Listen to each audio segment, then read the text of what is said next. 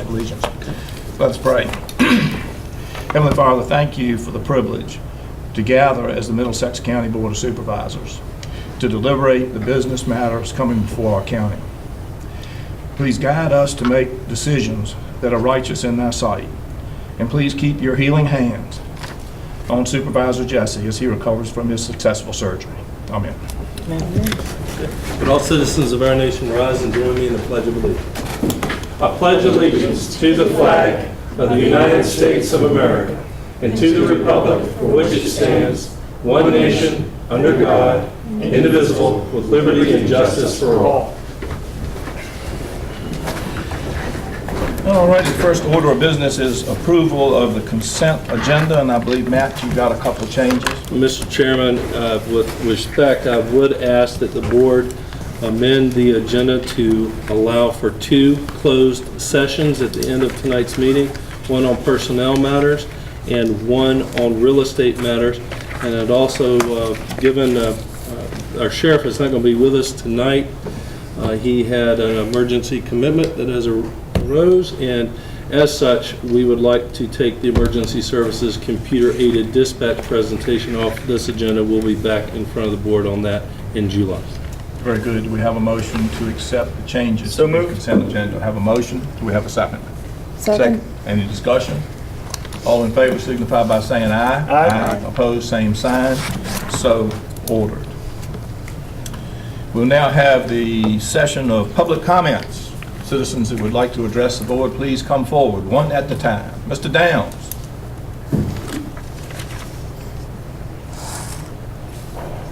Give us your name and your address. You haven't been here in so long, we need to hear your name and address. Well, the knees will often get you want anything else, a little blood, you take care of that too.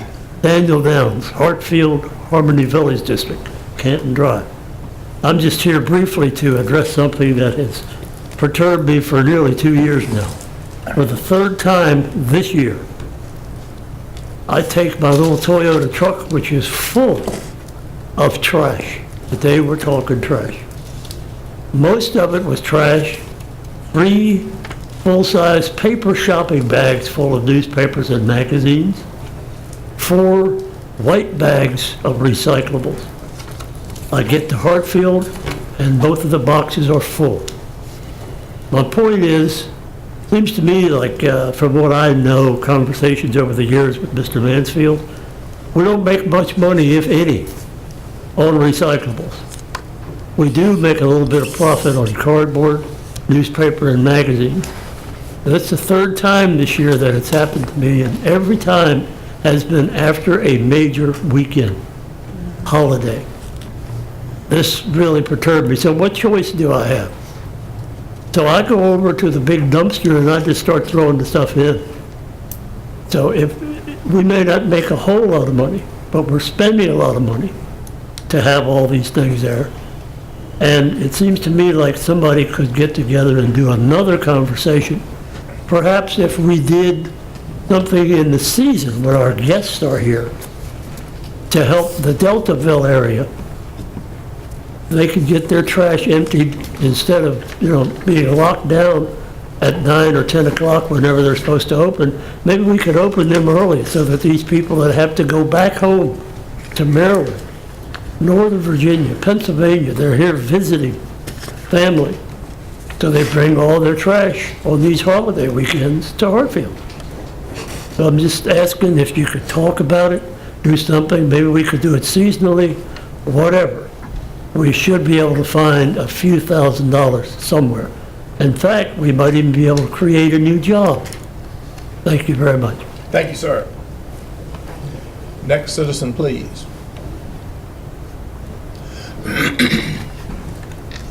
Good afternoon. My name is John Fahrenholt. I reside in Hartfield. Sorry for my attire. I just came from work. First of all, I wanted to thank the board for what they have done in the past on the boat tax issue. It's a start in the right direction. I feel that I am now going to take it as a task on myself to report to the board as often as I can during these meetings about how that change has affected the marina business. I will seek out to go to each and every marina in the county, speak directly with the owner, and find out how things are going. I know that things are still changing, and there's still boats leaving the county. I can only speak personally for my own marina today, Fishing Bay Marina in Deltaville, that 5 more annual slip holders have left the county. Reason being the boat tax. They found slips in non-tax zones. So I can only speak for my own marina today. I also would like to report that a marina and boatyard in Deltaville has been in bankruptcy for more than a year, and that continues as we speak. There's been another marina that has filed bankruptcy in March, again in the Deltaville area, and I know as we speak there is a third boatyard / marina in Deltaville that is getting ready to file bankruptcy. All of these are located in the Deltaville area. So I'm not sure if you were aware of that. It's all common knowledge. You can find most of this on the internet yourselves. But those are things that are negatively affecting our industry in the marine industry, and they continue. But I plan to be back next month with a more detailed report on the marinas that I have visited throughout the county, and let you know what the situation is. But we did make a move in the right direction, and I thank you for that, okay? However, 0 is still 0 compared to the rate that we still have going forward. And if these clients can continue to pay 0 in boat tax, they will continue to do so. But let me go do my research for you. Let me report back to you and let you know what the outcome is. I think it's just important that I do that over these next months. That's all I'm going to say. Thank you very much. Have a great day. Bye. Thank you, sir. Anyone else desire to speak to the board? If not, we will close public comments and move into the constitutional officers. The treasurer's report is report only, pages 36 through 38. As has been previously said, the sheriff is away on another detail, so we will not have a report from him. Moving on to number 4, school matters, and I see Dr. Peter Gretz smiling out there, so come on up. Thank you, Mr. Chairman and members of the board.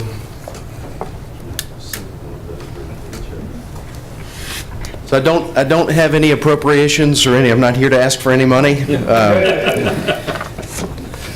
I do want to distribute just a couple of important events and dates to you, give you a little bit of information about what's going on. This is our last week of school. They have some very exciting things that we'd love for you to be a part of as you're able and interested.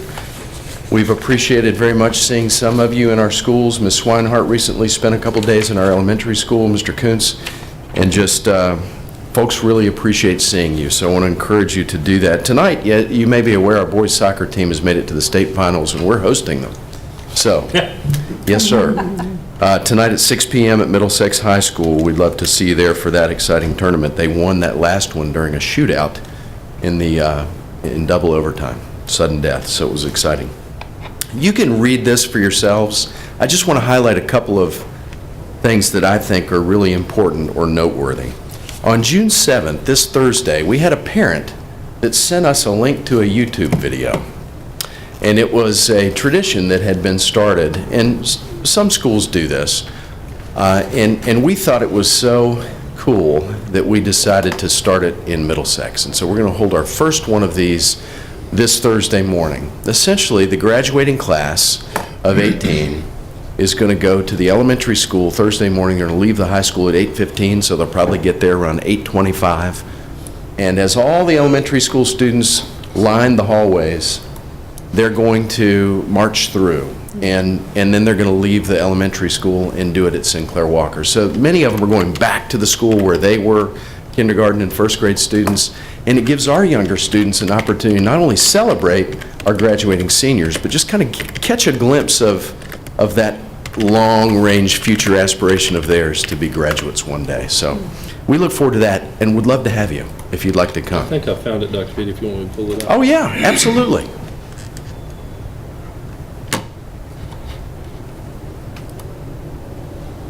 Come back up.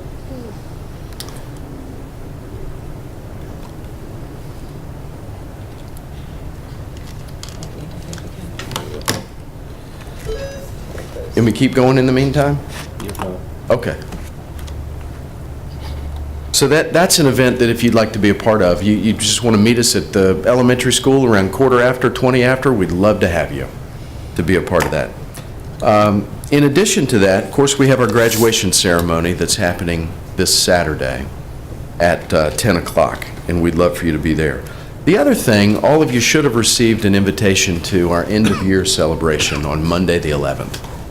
We have a breakfast that starts at 9, and the event starts at 10. That's a really wonderful, positive event where we celebrate some of the folks in our organization who have distinguished themselves.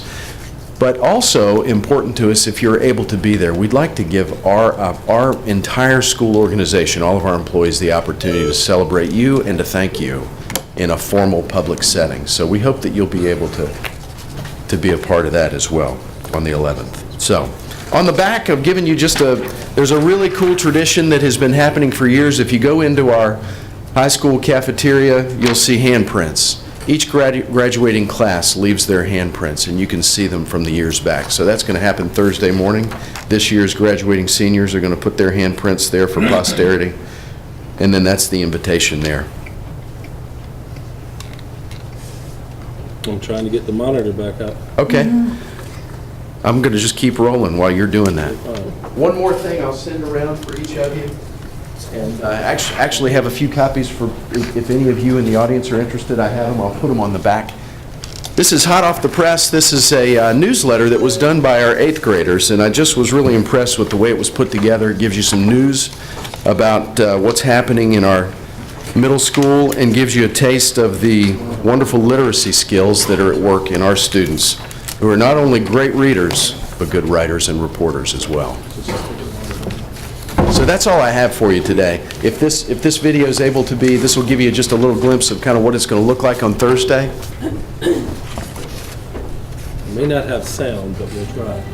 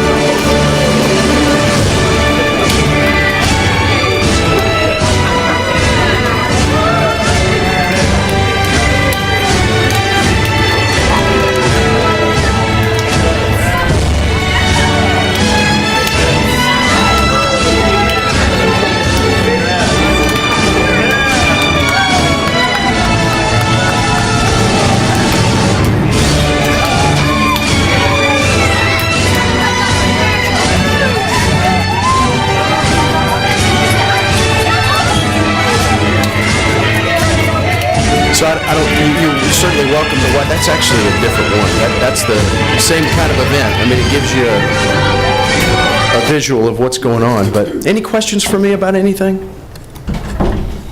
When is the walkthrough? Thursday morning. They leave the high school at 8:15, probably get to the elementary school at 8:25. Love for you to be there. Thank you. Thank you, Dr. Pete. Yes, sir. Dr. Pete. All right, item B, we've got social services, a report only, which is pages 39 through 41 in your packet, which if you've not already read it, you can read it at your leisure. For regular agenda items, we have the Middlesex Emergency Response Plan Amendment. Mr. David Lehman. Good afternoon, Mr. Chairman, member of the boards. This item is really a housekeeping item. Under the Virginia Administrative Code and the Office of Emergency Medical Services, we're required to have emergency medical service response plan. This was originally adopted by the board back in October of 2013. And what we've done is clean it up a little bit. And basically, the only thing that we have changed in here is we've deleted any reference to the Central Middlesex Volunteer Rescue Squad, made the Middlesex County Volunteer Rescue Squad the primary provider of emergency medical services for the county. The response districts we changed, keeping the same boundaries, but we just changed it to an upper and lower response district for the Middlesex Rescue Squad. Response goals remain the same. Everything else pretty much remained the same. In the document, just from an administrative side of the house, we need to clean it up and have it readopted. It was brought up at the Emergency Services Committee, was brought up and approved, and they support the change to the document. Mr. Chairman, the only thing I would add is when staff had discussions with Mr. Wayne Berry earlier in the year as Central Middlesex was wrapping up their operations and ceasing responding to emergency services call, we were made aware of this, and I would recommend the board take the action Mr. Lehman's recommending. Thank you, Mr. Walker. Do we have a motion to that effect? So moved. Second. We have a motion duly seconded. Is there any discussion? Hearing none, all those in favor signify by saying aye. Aye. Opposed, same sign. So ordered. Mr. Chairman, one thing just to add, Wayne Berry with the Office of EMS has already reviewed this, and he was good with the Right. changes as well. Great. Thank you, sir. Yes, sir. Thanks, Dave. All right, item B, I don't see Claudia Suchek yet, and we are running delightfully ahead of schedule. She's coming. Yeah, I'm sure she will, but we'll come back to her on the 350th. All righty, item C are appointments to the Middlesex Broadband Authority. And you'll note on your updated memo to the board that there were two other applicants that had submitted applications to be on the Broadband Authority. We were blessed with a lot of citizen talent We that were, wanted to serve. those other two are Chris Henley and Linda Muller.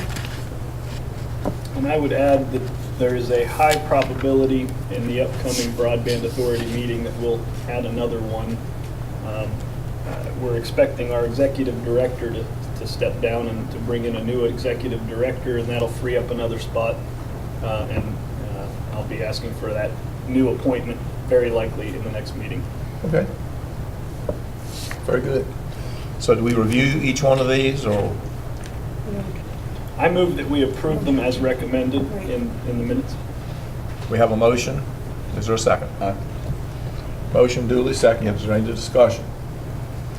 Hearing none, all those in favor signify by saying aye. Aye. Opposed, same sign. So ordered. Item number D, pages 53 through 66 are budget appropriation and transfer requests. Becky? Okay. Try not to muddle these too bad.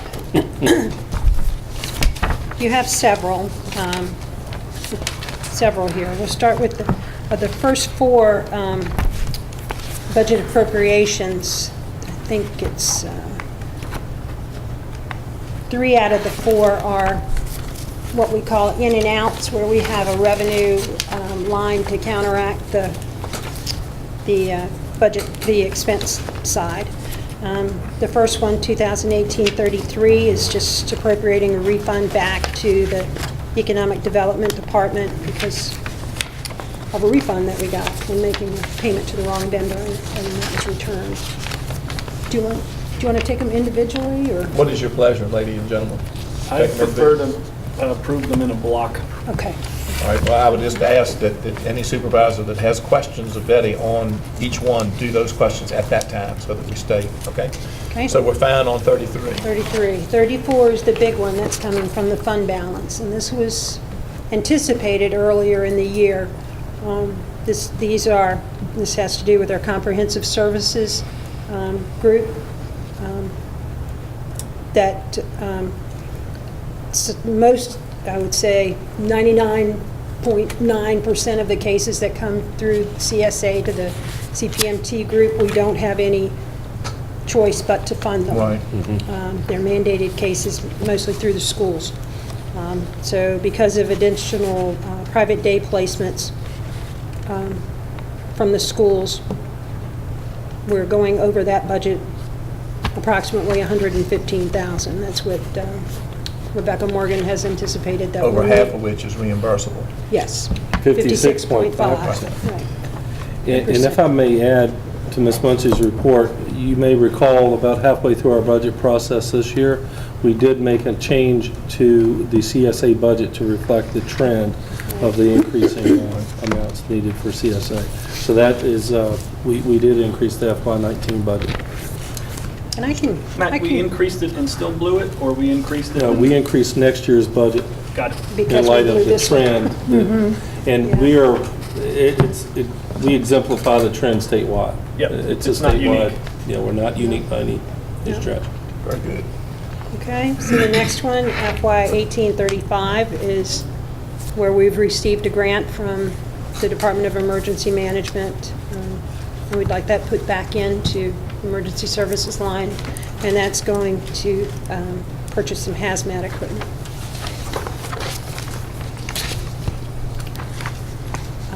36 is to move the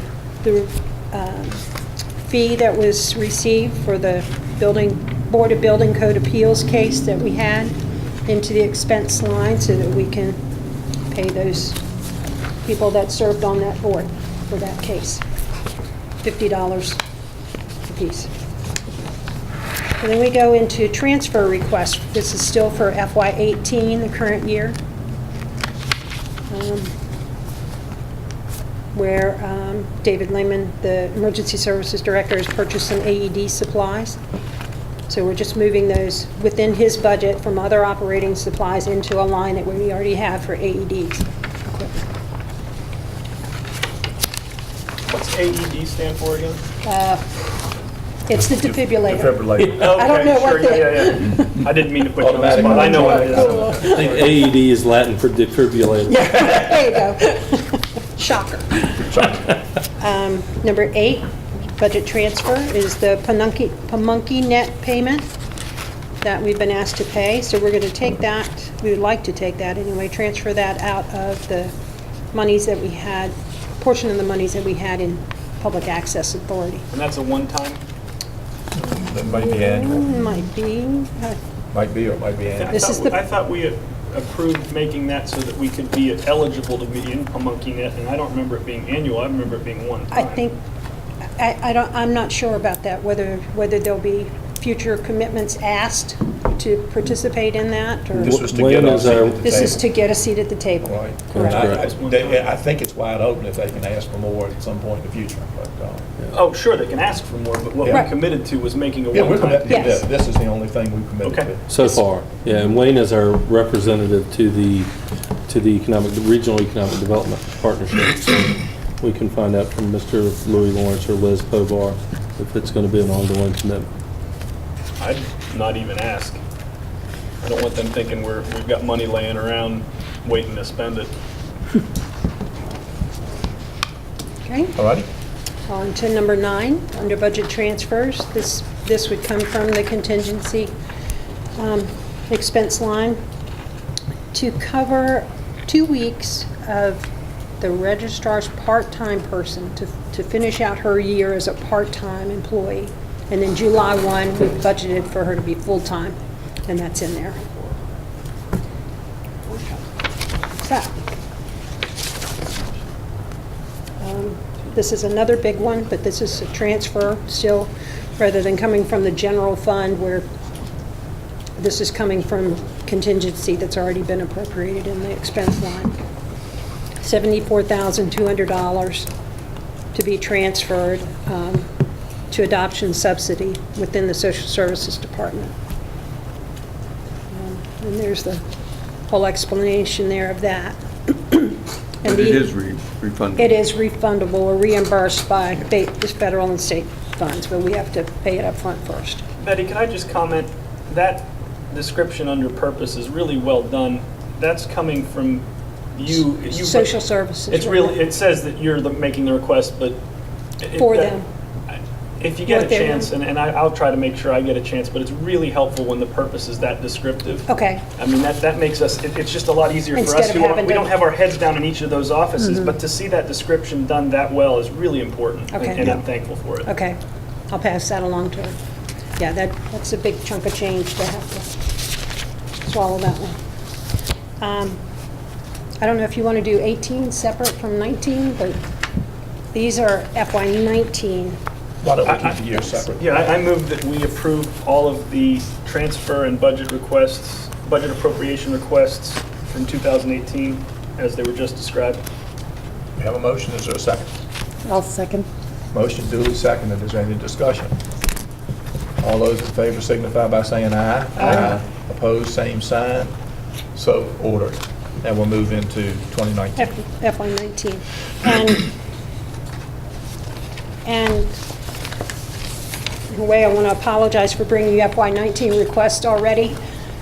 We're not in FY19, but this will help us get some changes made early on without having to rush through them come July 1. The first one, and these are all transfers, so no additional monies. They're already from funds that have been budgeted. So the first one is in the extension service. You might have remembered either last month or the month before, they had asked that some monies be transferred within their current budget into 4-H supplies so that they could buy supplies early. And this is the same thing. This is the other half of that, just for FY19. So $300 moved within their department. O2 is $380 coming out of contingency into 12010 is with the admin department. 8105 is in planning. 1213, I believe, is treasurers. And those are just to correct some errors that I made in calculating what those fees were. It's just that simple. That's just an error. Yeah. And this doesn't happen frequently, and you're just getting it cleaned up. It is. I can tell for our department, the 281, that's where, actually, it wasn't my error initially. I just continued it. Right. Where we had an employee that, the VLDP stands for, it's a disability plan that's associated with VRS. And we had an employee that was not coded correctly to have that deduction taken. So I just carried it over. I didn't think that she was qualified under that plan, but she is. So it's just putting it there. 03 is to increase part-time salaries within some of the Sheriff's Department employees that were not included in our original budget discussions. This is coming out of his contingency line that the board has approved for FY19. So that's increases to his part-time security people and to one school resource officer. Again, coming out of his line. And that increase largely mimics the increases that we Yes. made for full-time employees? Yes, it does. Yep, thanks. We just did not take it into. Yep, just wanted to make sure Yes, the it does. public's watching on the camera, they understand what we're talking about. That's right. It's the 7%. 04 is $16,018 coming out of the county's contingency fund. And this is to increase the county part-time employees by 7% also. Same thing, to mimic what has already been approved for salaried employees within the county. and I can tell you they will greatly appreciate that. I'm sure that they like that you were the person making the request, too. They don't know it yet. I might slip them a note in their June paycheck. Number 5 is coming out of contingency to go to the grounds maintenance contract that you've already approved. And then the last number... Sorry to have a comment so often, but on the jail board, I did talk to the jail folks about what happened with our program where we had inmates doing this. The savings weren't significant or as significant as I had thought, and I still felt that it was a benefit to the inmates. And I still think it'd be nice for us to keep pursuing that. And I told the superintendent that I continue to ask him to look for a replacement for the person that left that made it that program was no longer in place. And I think he's on board, but he also, in this most recent jail board meeting, we decided to raise rates, compensation for inmates, and I was sitting next to not inmates, for employees at the jail, and I was sitting next to Sheriff Bushy, and he said, that's competition for our people. So, Right. It's all county stuff, but we've been behind for so long that we're still catching up. Right. And as we catch up, it gets more and more likely that he can bring back that person, whoever that might be, to fill that spot. Well, the person that we used was not a jail employee. Right, but he had some qualification. He did. That, He was retired. to have that qualification, Yes. you're usually worth a lot more than we were willing to pay, and that's why that program's gone away. But I've really asked him, to be creative, and if there's a way he can bring us as the jail board, a solution that gets those inmates back out in the sunshine doing productive things. I really like that program. So anyway, that's an aside. Okay. Last one, number 6, is to transfer $1,202 from professional services within the Emergency Services Department to monthly recurring charge. And this is to cover a monthly charge that we have just started getting, having to do with our new radio system. It's some type of an internet line or a wireless line or something that allows the radios to communicate with phones. The that Beyond app that we've got licenses for. If I may, I move that we approve the budget transfers for fiscal year 2019. I second that. Have a motion, second. Is there any discussion? Hearing none. All those in favor signify by saying aye. Aye.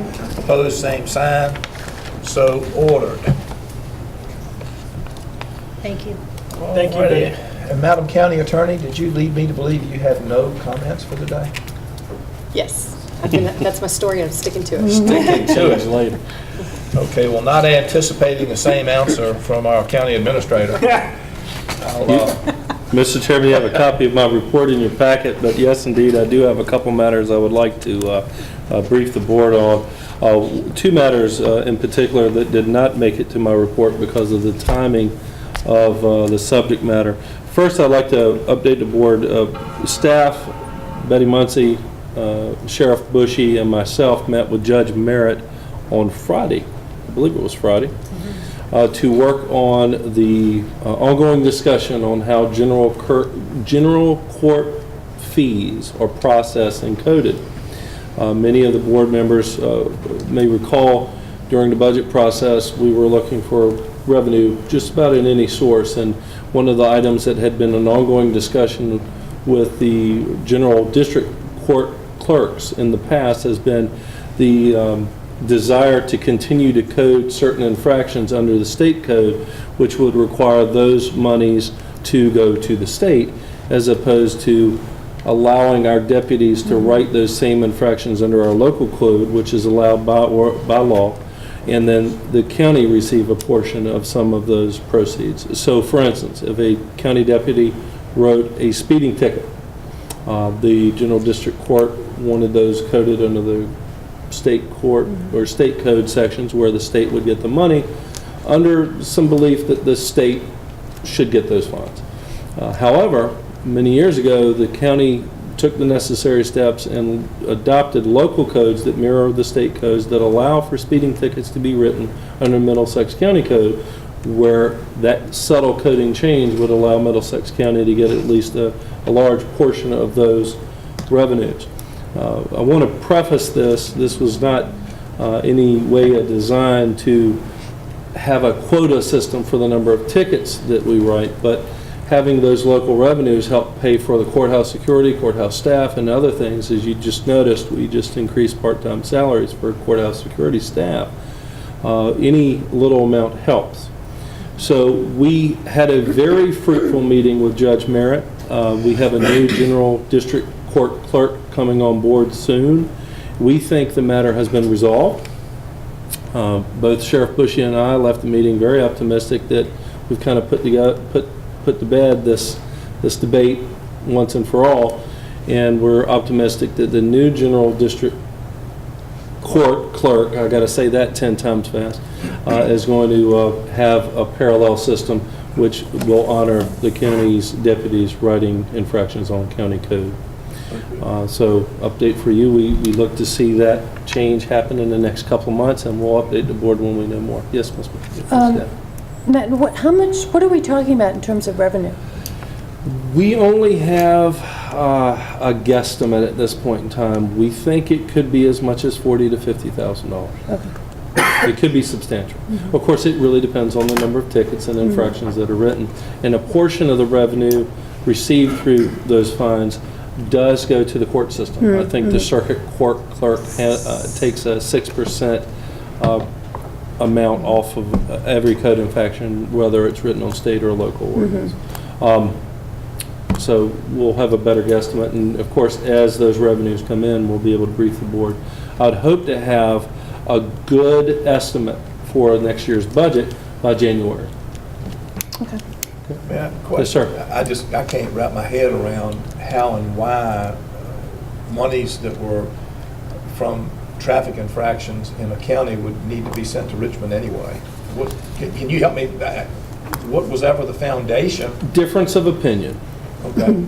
That's really all I can say. But Matt, didn't there also come into this some element of, yes, it was allowed to go to Richmond or it was allowed to go to Middlesex, but the person making the decision had some incentive to send it to Richmond? They believe they did, but in essence, it's always been our opinion they really had no incentive to send it to Richmond. In getting this changed, can we also make a point of communicating to that person that the incentive they thought was there was never there? We have done so in the past. Okay. And the judge was very receptive to our desired changes, and we are optimistic that moving forward, we'll be in a better position. Very good.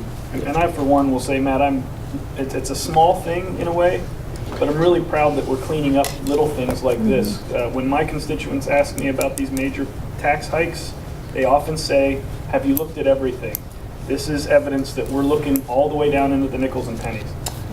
Well, it wasn't for lack of trying on our part in the past. I know the previous county attorney and the previous assistant county administrator and the sheriff tried on a couple of occasions to try to get some movement on the issue, and we're not successful. So I'm very happy Judge Merritt saw our merits. And I do want to say for the record, Sheriff Bushy arranged the meeting, and him and the judge made room in their schedules for us, and I really appreciate that. The next update I have is, of course, if you've read your emails or listened to the radio, the state budget impasse seems to be coming to a close. We should have a state budget soon. If the governor hasn't signed it today, it's imminent. Looks like they've worked out the issues with Medicaid expansion. A couple of items as it reflects and affects on our budget. We are still waiting from the comp board to present their budget figures. They will derive what revenue they receive from the biennial budget when the state adopts, and should have their constitutional office budgets out in the next 5 to 7 days. For those of you in the public or on the board that may not remember, what the comp board does is they set the state portion of the constitutional officer's revenues that we receive for the treasurer's office, sheriff's office, commissioner's revenues office, registrar, and other constitutionals, clerk of court in particular. Not registrar. I always want to confuse our registrar with the Constitution. But in any event, we will be getting those revenues from the comp board in the next 5 to 6 days as they work through their numbers. Most of the budget, as VACO has informed us, is going to affect the FY 2020. There will be some effects more immediate on this budget concerning the sheriff's office. There's some increases proposed in the FY 19 budget in the state that may increase starting salaries for grade 7 and 8 entry-level deputies to some degree. Staff, Betty and I are going to be meeting with Sheriff Bushy and his staff to determine how best we accommodate that within what the county has already done heretofore. We have, when the county has given an increase and then the state follows suit, we usually absorb that increase in what we've already given, but we're going to work that out with Sheriff Bushy in this instance. And there's some nuances in play there where we don't want to add compression to the salary adjustments that we've just made a couple months ago, just because this kind of shows up in the budget. Yeah. So is that something where Bushy's department would come to us and say, we raised it 5 and then they raised it another 5, we think we should only raise it at about 8 or whatever the number is? In the past, where the state has given these types of raises, the last time I think it happened was 2012. We had given a fairly substantial cost of living increase or salary adjustment.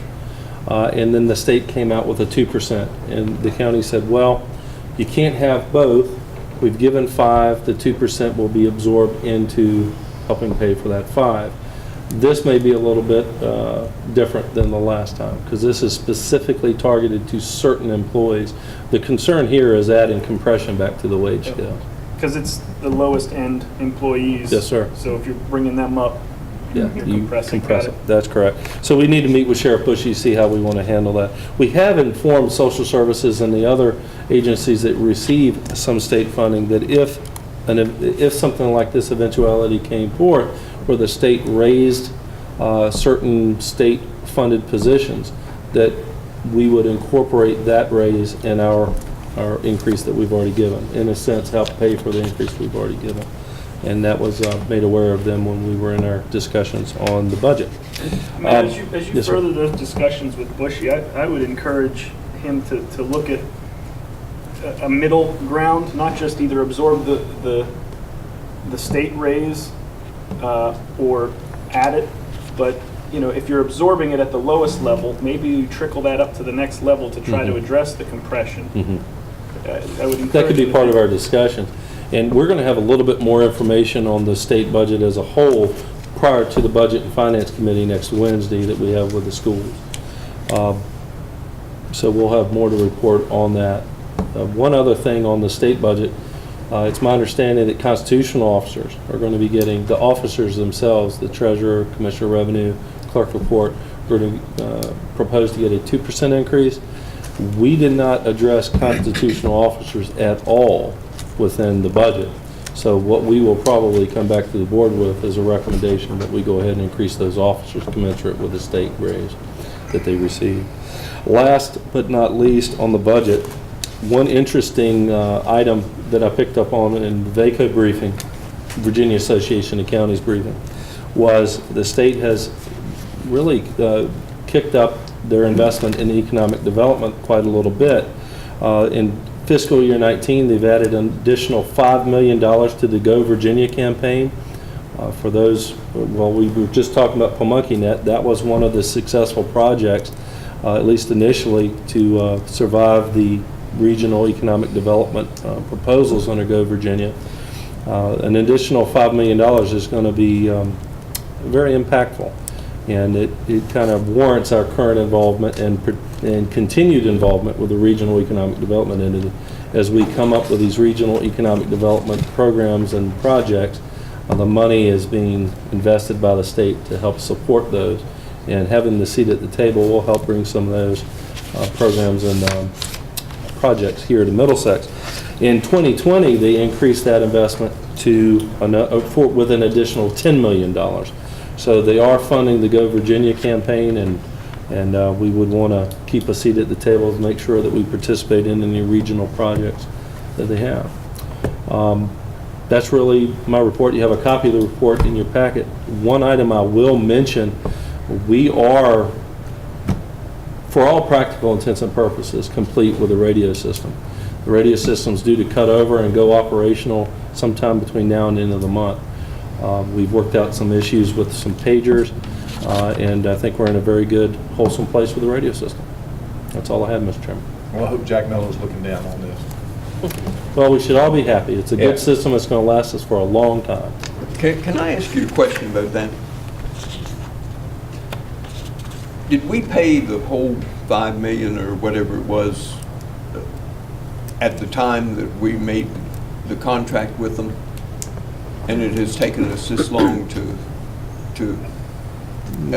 how have our payments been made? No, sir. We've been paying in increments, and we have some of the contract left to pay for the final maintenance, 4 through 10 years. And we can sit down with you and go over that with you. Yeah, they didn't receive it all up front. No, sir. We borrowed it, We borrowed it. but the remaining money that's owed is in an escrow account. That's correct. Earning interest that they'll send us when we've made the final payment out of that account. Yep. Thank you. Okay.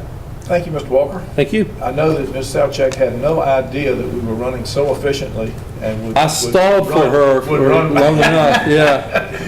At any rate, Claudia, if you'd like to come up and talk to us about the 350th. Thank you. I think they were tired of hearing about budgets. Oh, I can understand that myself. Good afternoon. Good afternoon. I'm here to celebrate our county, and you've graciously allowed me to come.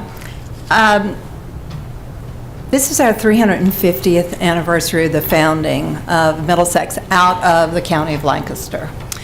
Mid-April, I was writing down 2018, and somewhere in the Rolodex in my brain, it went 350. And I went, oh no, 1668, 2018, that's 350 years.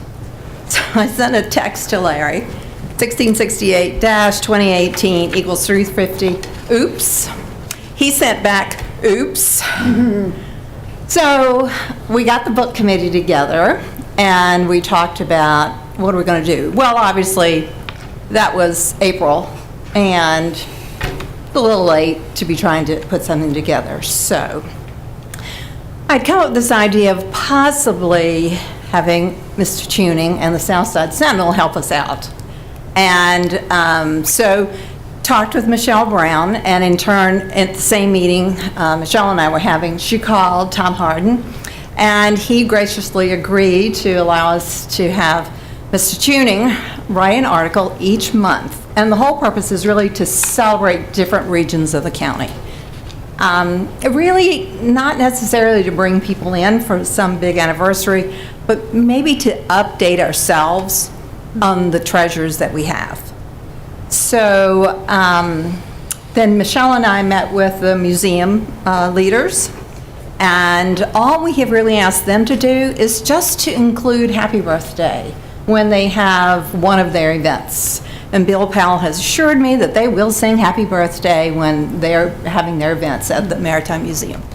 And so what I'm hoping is that maybe this will roll a little bit and build to the point that maybe, and I have spoken with no one at the ballpark in Deltaville, but maybe they'll have a cupcake night and we can sing Happy Birthday. Those kinds of simple things that will allow our citizens to realize, wow, we've been here a long time. And so all I really would like to ask of you is to officially declare 1668 as our date, and then to have the 4 entry signs reflect that date, because it currently says 1673, and we'd like for it to say 1668.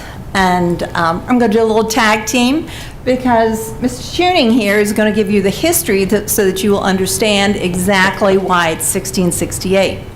But while he's coming, you need to pat him on the back. He happens to be the grandfather of the state winner at track in the 1600. In the high jump and a part of the 4x100, winning team. So he's a grinning granddad right now, I would think. Here, here. You didn't know I was going to do that. Did you read the Sentinel last week? Absolutely. Okay, well, that should explain it. There's been confusion for generations. Oral history lasts about, 150 years? And for whatever reason, and we can blame it on the folks in the first 150 years, they didn't write down what year Middlesex was founded. But we figured all along that it was September 1668. But we couldn't put a finger on it. And so we got all these other dates because they could put their finger on it. They could say, okay, our county records were founded in, it starts in 1673. So that's when we ought to say the county started. Why they didn't look further in the records where it showed that, well, we lost 5 years of our first records, I don't know. But these things went on and on and on. And then in 2007, a guy named William Billings wrote a book on the Sir William Berkeley, his letters. And just in a note in the back of it, he found in the Jefferson papers at the University of Richmond that Berkeley had said Middlesex County was founded in 1668. We figured it all along, but that sort of proved it. And that's what we're going on. And it's in Signatures in Time. So we would like for you all to endorse it. I think that's all we want. Question, Larry. Yeah. For some reason, I had memorized that date, 73, on the signs, and Claudia and I had a conversation about this, talking about her coming and speaking to us tonight. The written word and the spoken word you referred to, how can we make sure that we memorialize this change so that in 150 years somebody doesn't look back and say, why'd that group of folks do that? How do we make sure that this is the official and we can prove it and document it and put it to bed? You know, this would be a good time for us to go look at the Jefferson papers. You know, that might be the way to. I didn't do it.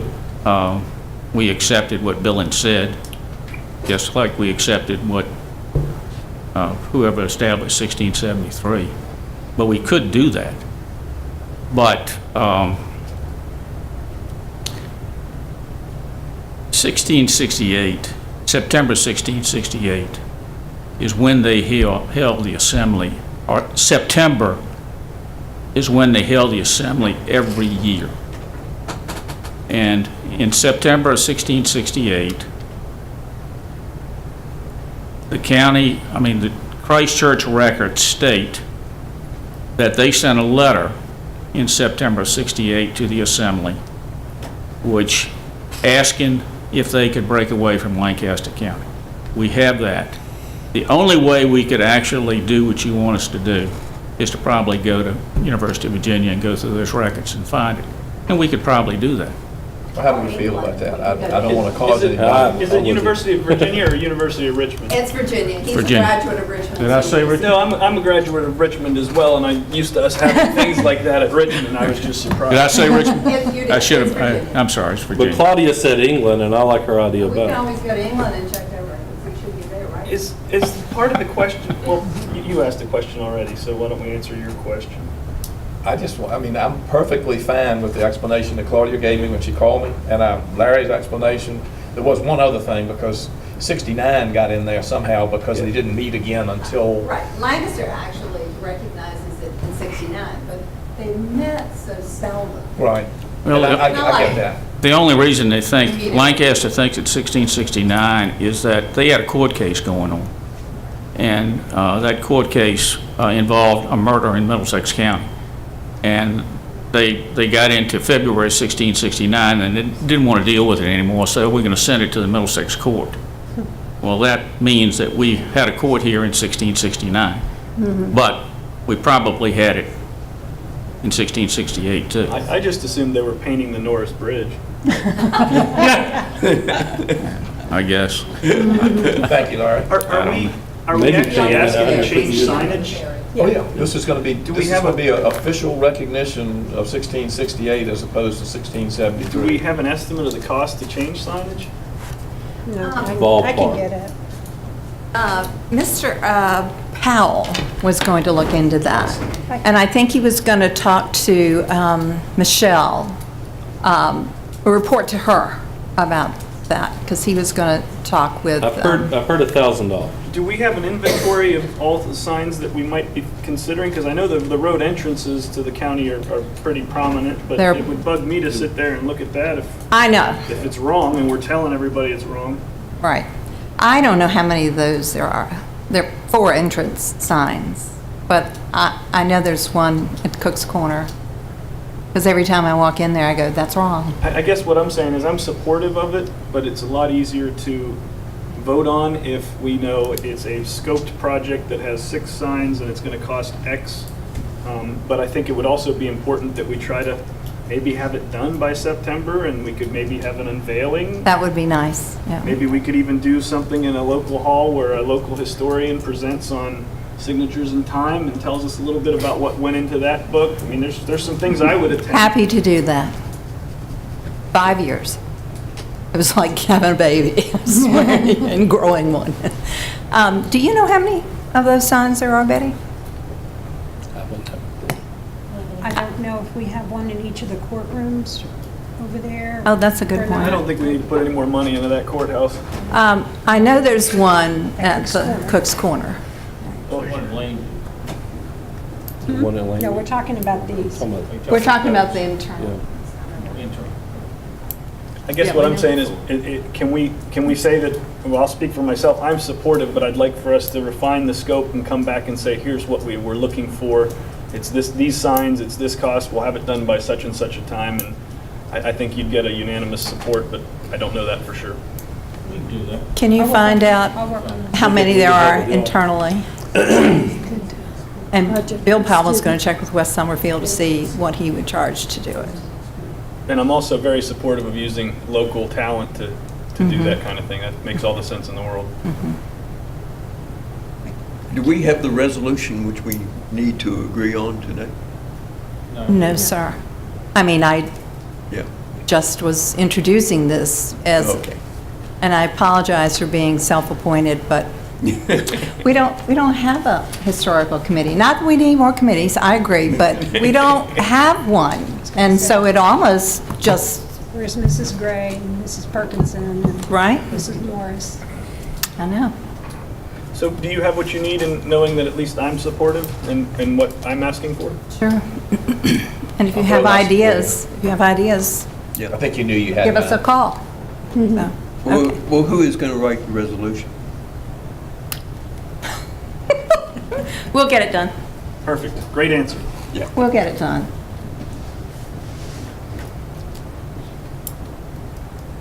Okay. I mean, yeah, we'll do it. Yeah. We'll need some help. Heather. Ms. Lewis. I mean, I'll have that, I No. respectfully return back to the board. The board will need to direct me into what you want in the resolution. I'm happy to help, Where but they by? have to tell me what they want in it. Okay. All right, thank you. Thank you, Thank you, Claudia. Claudia. And thank you for self-appointing. It's obvious she has done a lot of work to get us up to this point. Item number 8 is unfinished and new business, so I'll start over here to my left, Mr. Mansfield, see if he has anything that's unfinished. Don't have any. I do not have any unfinished. Mr. Coons? No, sir. Ms. Swinehart? No, sir. In reverse order for new business, Ms. Swinehart? No, Mr. Chairman. Mr. Coons? Do you want me to bring up my land use evaluation under new business or under my report? I would defer, I guess, to our county attorney as to the most appropriate place to discuss that. I was trying to catch The up. on- question was, we're at new business, and I'm up to bat, and I was going to bring up the land use evaluation that I've done and the recommendation that I have. Is that new business, or is that my report? You're asking for action. I think new business is Okay. appropriate. I've been self-appointing myself to study land use exemptions. I've poured through a lot of data, and I commend our Commissioner of Revenue and our GIS department who've assisted me in doing this. My analysis is not complete, but I do believe I've learned enough to know that I think we need to make an ordinance change. And there's two problems that mean I can't say I want you to vote on something today, and they are, I'm not sure what the change needs to be. I think it's as simple as changing a word to shall, to make it the Commissioner of Revenue's duty to validate and have land use applicants regularly validate that they are qualified to be in land use. So I'm asking for the county attorney and staff to look into what the wording should be to accomplish my goal, which is to make it mandatory for the Commissioner of Revenue to validate periodically and make applicants actually prove that they deserve to be in land use. So if that's the one thing. The other thing that makes it difficult for me to talk about this cogently is we're not sure if we need to know this by June 30th. So I'm asking staff and the county attorney, my goal is to have this ordinance change in whatever language we need to have put in, which the county attorney will advise on. I'd like to have it so that we're validating this fall. And we believe, but we're not sure, that we need to take such action prior to June 30th, which would mean 2 public notices, and it would mean some meetings. But I think it's important because Glenn and I have found things that we think are either willful or accidental misuses of the land use exemptions. And it's enough information for me with an adequate size sample that I think the change that we can make that will make our land use policies more fair and ultimately more efficiently doled out by the Commissioner of Revenue's office is to have our Commissioner of Revenue compelled to be validating that these people should have this exemption. So I guess what I'm saying is I'm not really asking the supervisors to vote on anything yet, but there will be potentially some new meetings coming forward to address this so that we can have public hearings and so that we can step through this in the time frame that we need. And that will appear very rapid if in fact the June 30th deadline is relevant. But the point here, and I'll just try to be done with it here, the point is I'm trying to get rid of abuse. I'm trying to respect the Commissioner of Revenue's office. And I'm also just recognizing, having poured through the data, that I have a responsibility to my constituents, as we all do, when we raise taxes or change taxes. We have to be able to say we've looked everywhere for every penny. And I think by adding validation, it will make it much less likely that we need to raise tax rates because people that should be paying taxes will be paying taxes. Madam County Attorney, I have a question.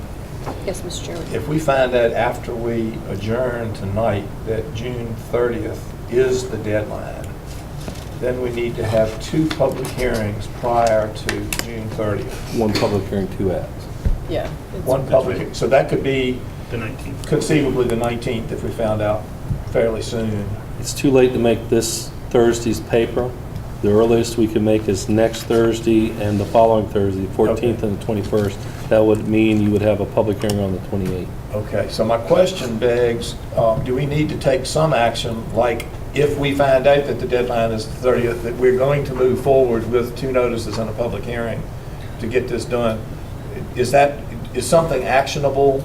Because I don't know how we would get back together as a board and vote on doing this if we don't just say if June 30th is the deadline, we're authorizing us to move forward this way. Does that make sense? So it might be recommended, and I would defer to the county administrator weighing in. I mean, you can call special meetings, but that procedurally is difficult and may not be sufficient notice I to the realize public. we can, but I was just thinking if we could somehow caveat it, if June 30th is the drop dead date, then we've gotten it done tonight. What I would recommend, Mr. Chairman, and again, I'd ask the administrator to weigh in if he disagrees, is that I think you should go ahead and announce that if that decision, you can hold a tentative special meeting on June 28th at 7 PM or whatever time you so choose, and we can always cancel that.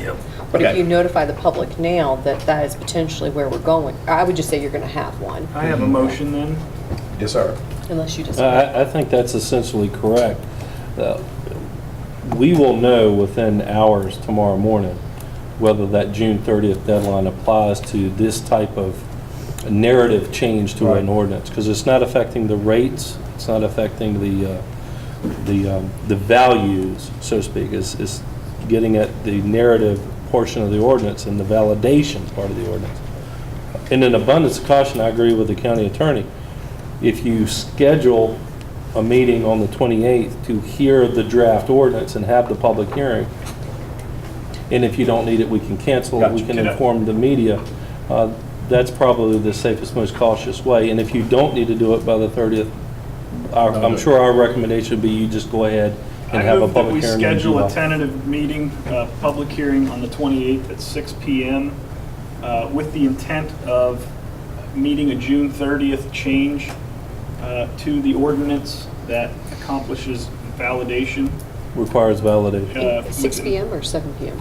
6 PM. Okay.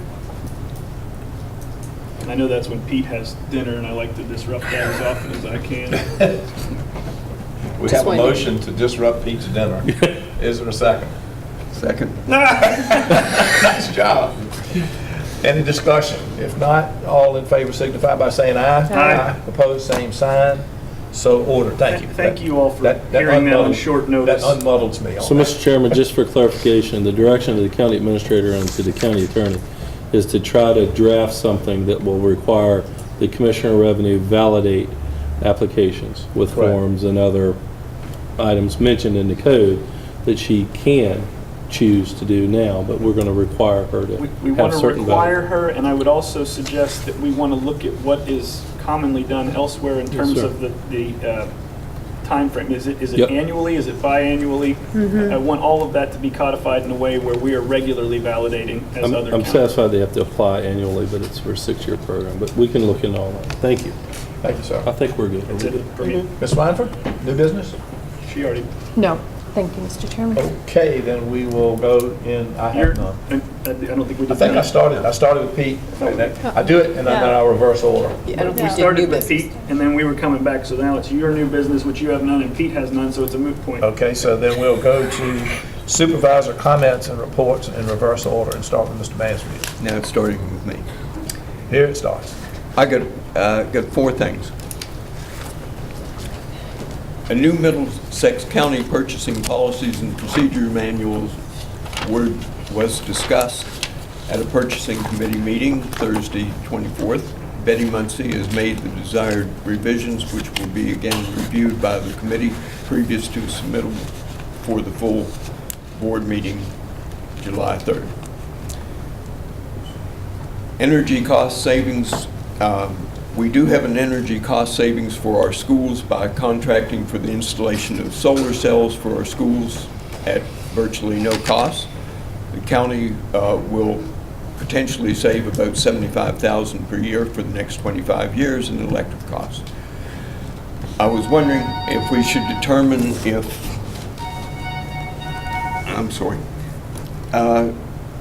determine if it is possible to install solar panels on our landfill.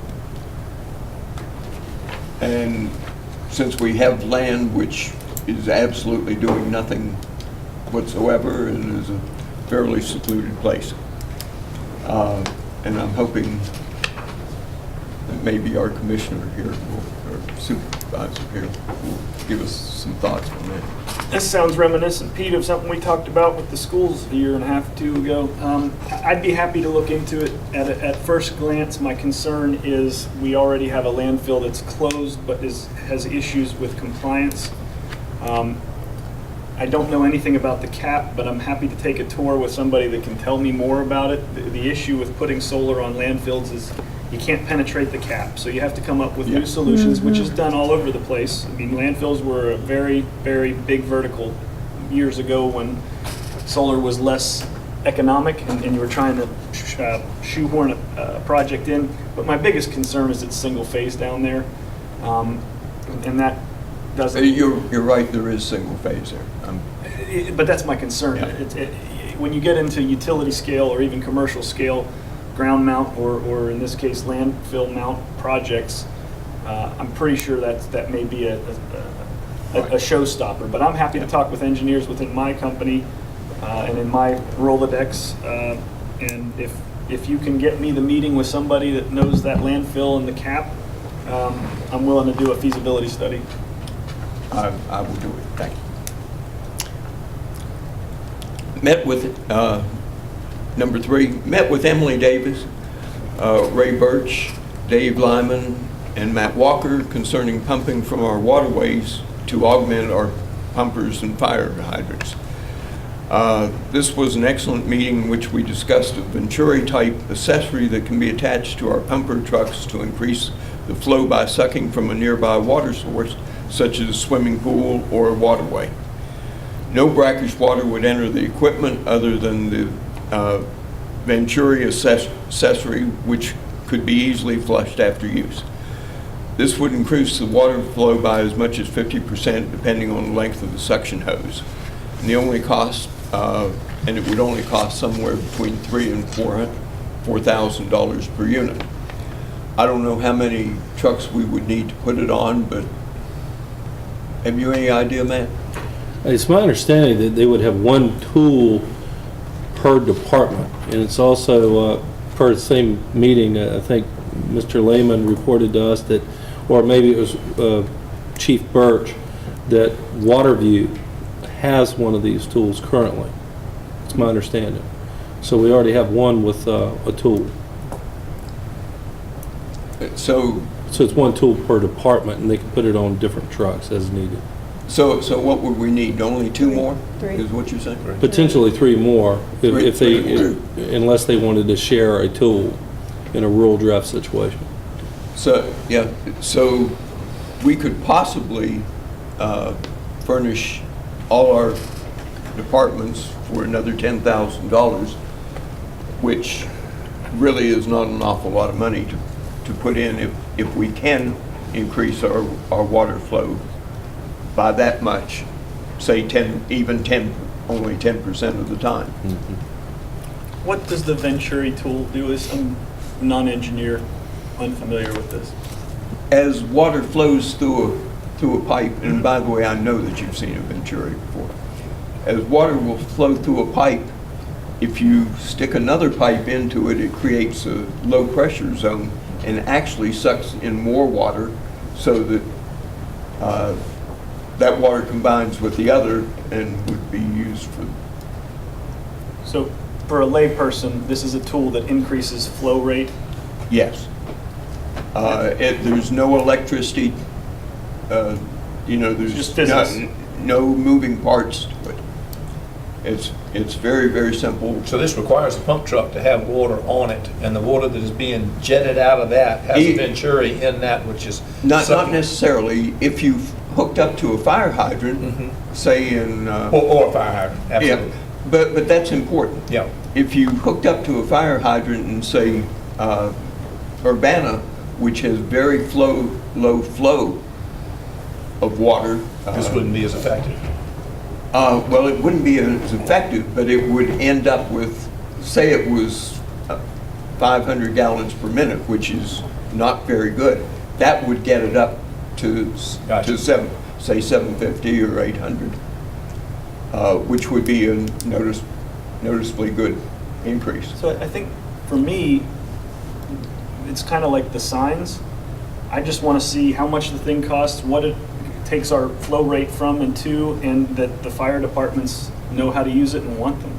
Yeah. That's all I'm looking for. That the want part is, we've got an emergency services committee that I'm privileged to serve on, and I would like, I know Dave, I've talked to David about this a little bit, and I would like for this to be a topic at our next meeting in order to get the different fire departments on board with this, because if we decide we want to buy them something that they don't want, and I don't know why they wouldn't want it. Well, by the way, Ray Birch was very good. Wouldn't you say, he seemed to be quite I see happy. no reason not to, but I want to involve the movers and shakers on the front end of this. From what I understand, they had practiced with that tool, and a number of the departments were impressed with it, but they wanted to discuss it amongst themselves, because it may be that they only need 2 tools total in the county, and just have them strategically located where they know they have a greater propensity to draft. And that's, I think, what some of the discussion was. But yeah, they actually practiced with that tool recently. What, the fires that we've had in Urbana recently, would they have benefited?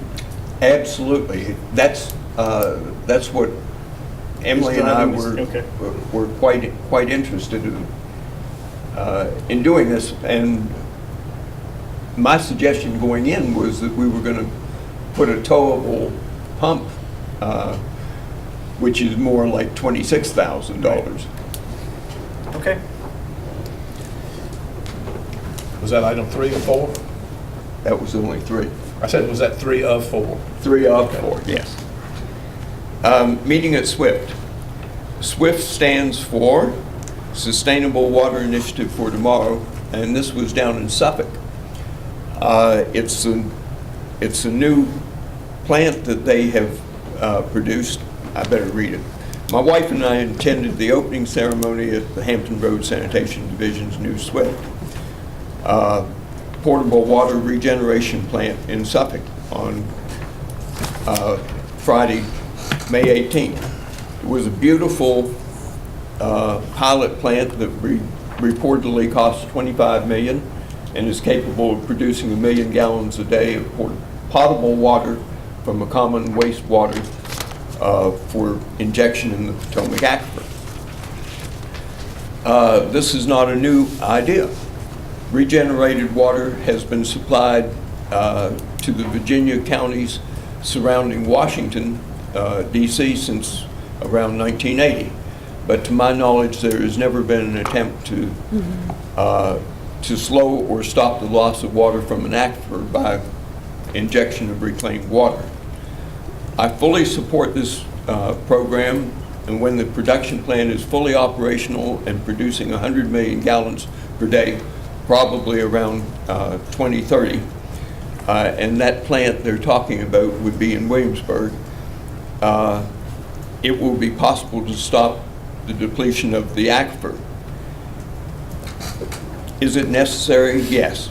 Graphs of water level by the USGS show the water levels in Middlesex County in the Potomac Aquifer have been dropping about 14 inches per year. And that's between 1972 and 2018. There is no question the water level in the Potomac, and by the way, that graph shows it absolutely a straight line coming down. So if you've heard that we've corrected and we are not losing water, that is not correct. The graph is as straight as that.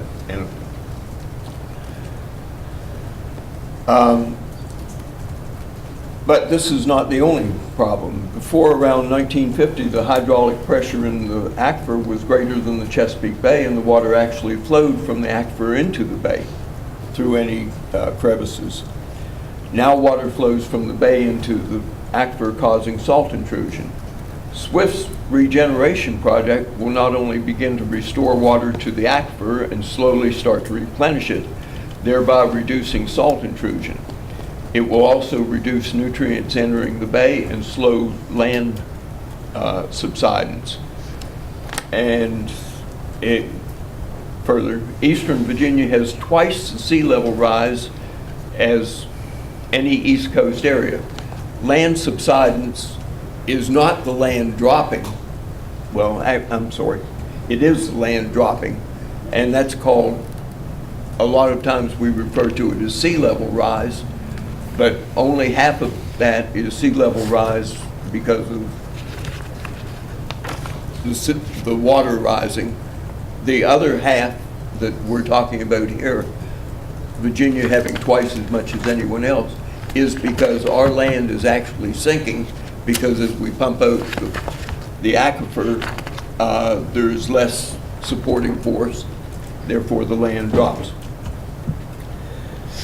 There is no other long-term commitment that we can make that is so necessary for Eastern Virginia that will guarantee us pure drinking water. And that is the fourth of four.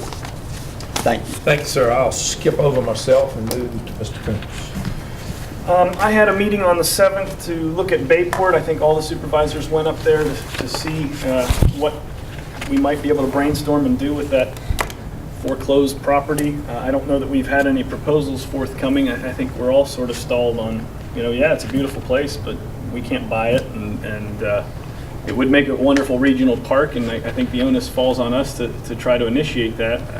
But I'm not sure what we're doing. I'm not sure where that went. I don't know if the county administrator wants to comment, or... The county administrators discussed it at a recent meeting we had, and we're kind of perplexed too. It's the perfect regional park. One of the best ideas we had actually came from Ms. Swinehart, who suggested that maybe, I think this was yours, I want to give credit where credit's due, maybe it would be possible for the state or some collection of regional partners to acquire the park and add it to Belle Isle State Park.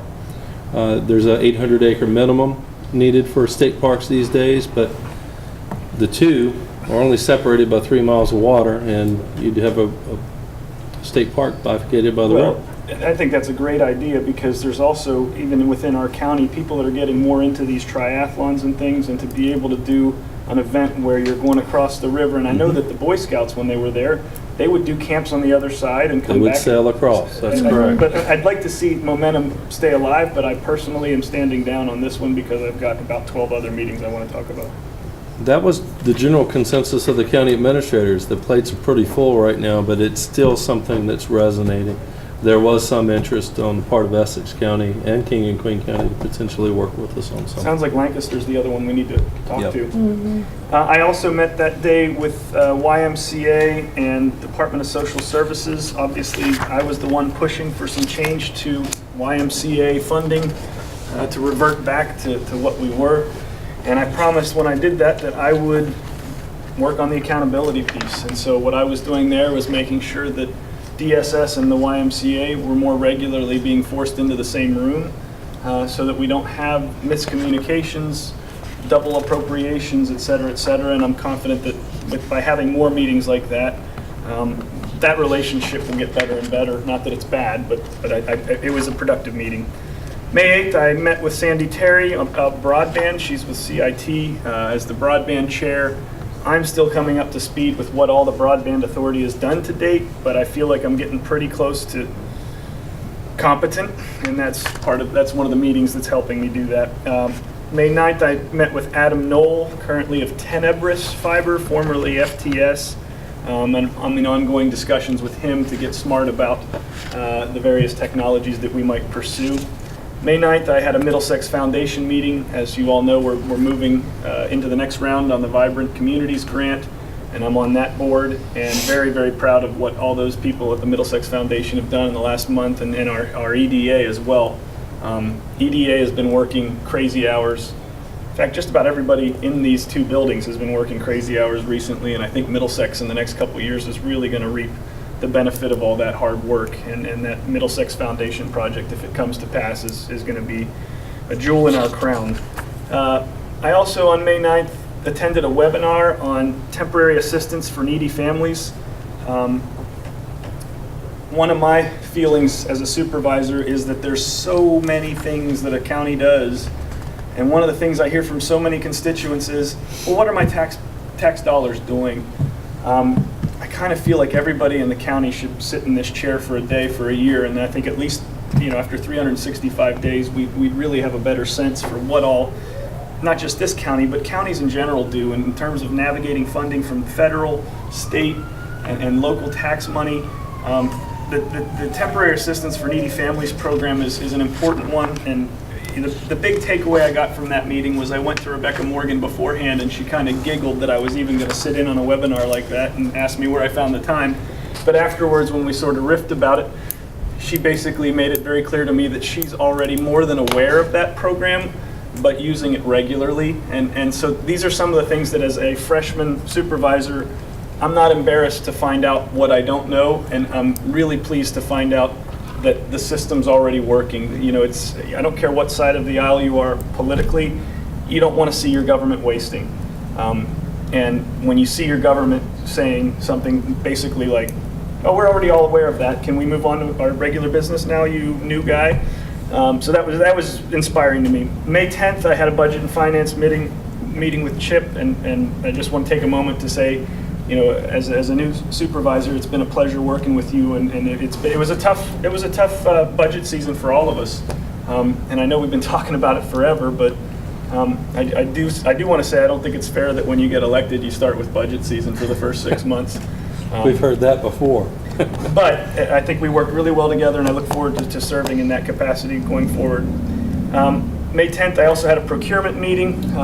Procurement's about as fun as the budget, and working with Pete it's been great as well. So I thank you for that, and I think we're coming close, and I think staff is thankful that we're coming close to having a recommended procurement manual for the county and the supervisors to look at that brings us back up to date and addresses primarily some of Pete's major concerns, but in a way that I think, you know, I've got my fingerprints on it as well. Still more to come there. May 17th, I had the honor of being invited to speak to the Rappahannock Community College's graduating class of the LEAD program. Pete Gretz was there. He was a recent graduate. And, you know, it's really neat to see the entrepreneurial spirit. You know, I've been accused of coming from a city background. I'm not from the city. I'm from a rural county. But I've lived in places like Brussels and Richmond and Washington, D.C., and you know, it's really easy to think that that's the only place that people are entrepreneurially active. In speaking to that LEAD class, it's just a great reminder that we're no dumber than anybody else out here in rural Virginia, and opportunities can be created here in rural Virginia and in Middlesex, and we've got some really neat people out here, and I feel blessed every day to be a part of this community. Out of that, I was invited the following day to go tour Dug In Farms in Lancaster, Carolyn Quinn's operation, and I thought that was a really neat entrepreneur starting something that is near and dear to my heart, that is addressing the sustainability of local agriculture and roadside stands, and it was just really neat to hear her story in a similar community to ours that's part of our local food shed, and how she's continuing to grow her business in the face of the Cisco's of the world, and happy to see that she's a part of our regional community. May 21st, had a broadband meeting, and today Pete and I met on the broadband, and he's the acting executive director and I'm the chair. And I'm shifting my focus now to broadband. I think there's a lot of good work that's gone on water and sewer, and there's still more to do there.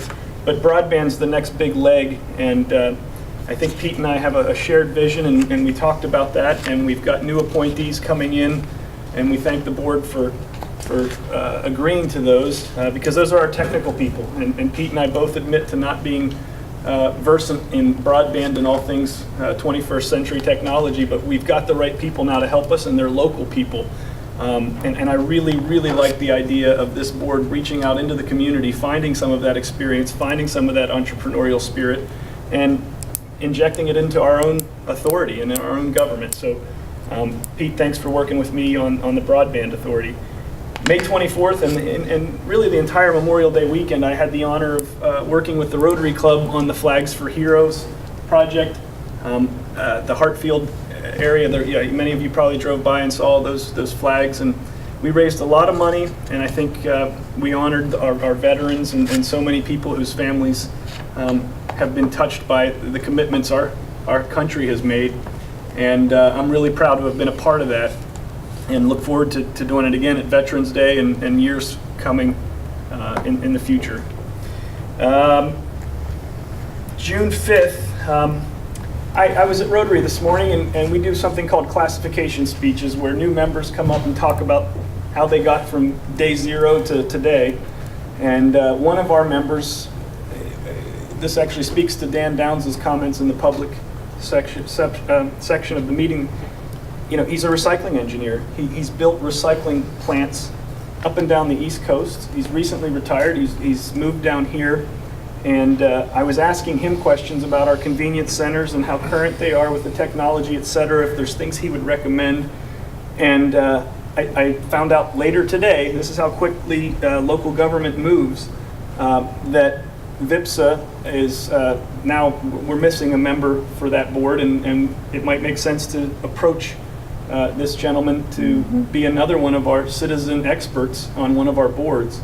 I've approached him, but and I've twisted his arm already, but I don't know if he's gotten to his email machine yet. And, my plan is to bring in civil expertise anywhere I can, because we do have opportunities to improve not only our services, because Dan's highlighted something that's happened to me at the Hartfield Convenience Center, but there may be reasons for it, and I want to understand them.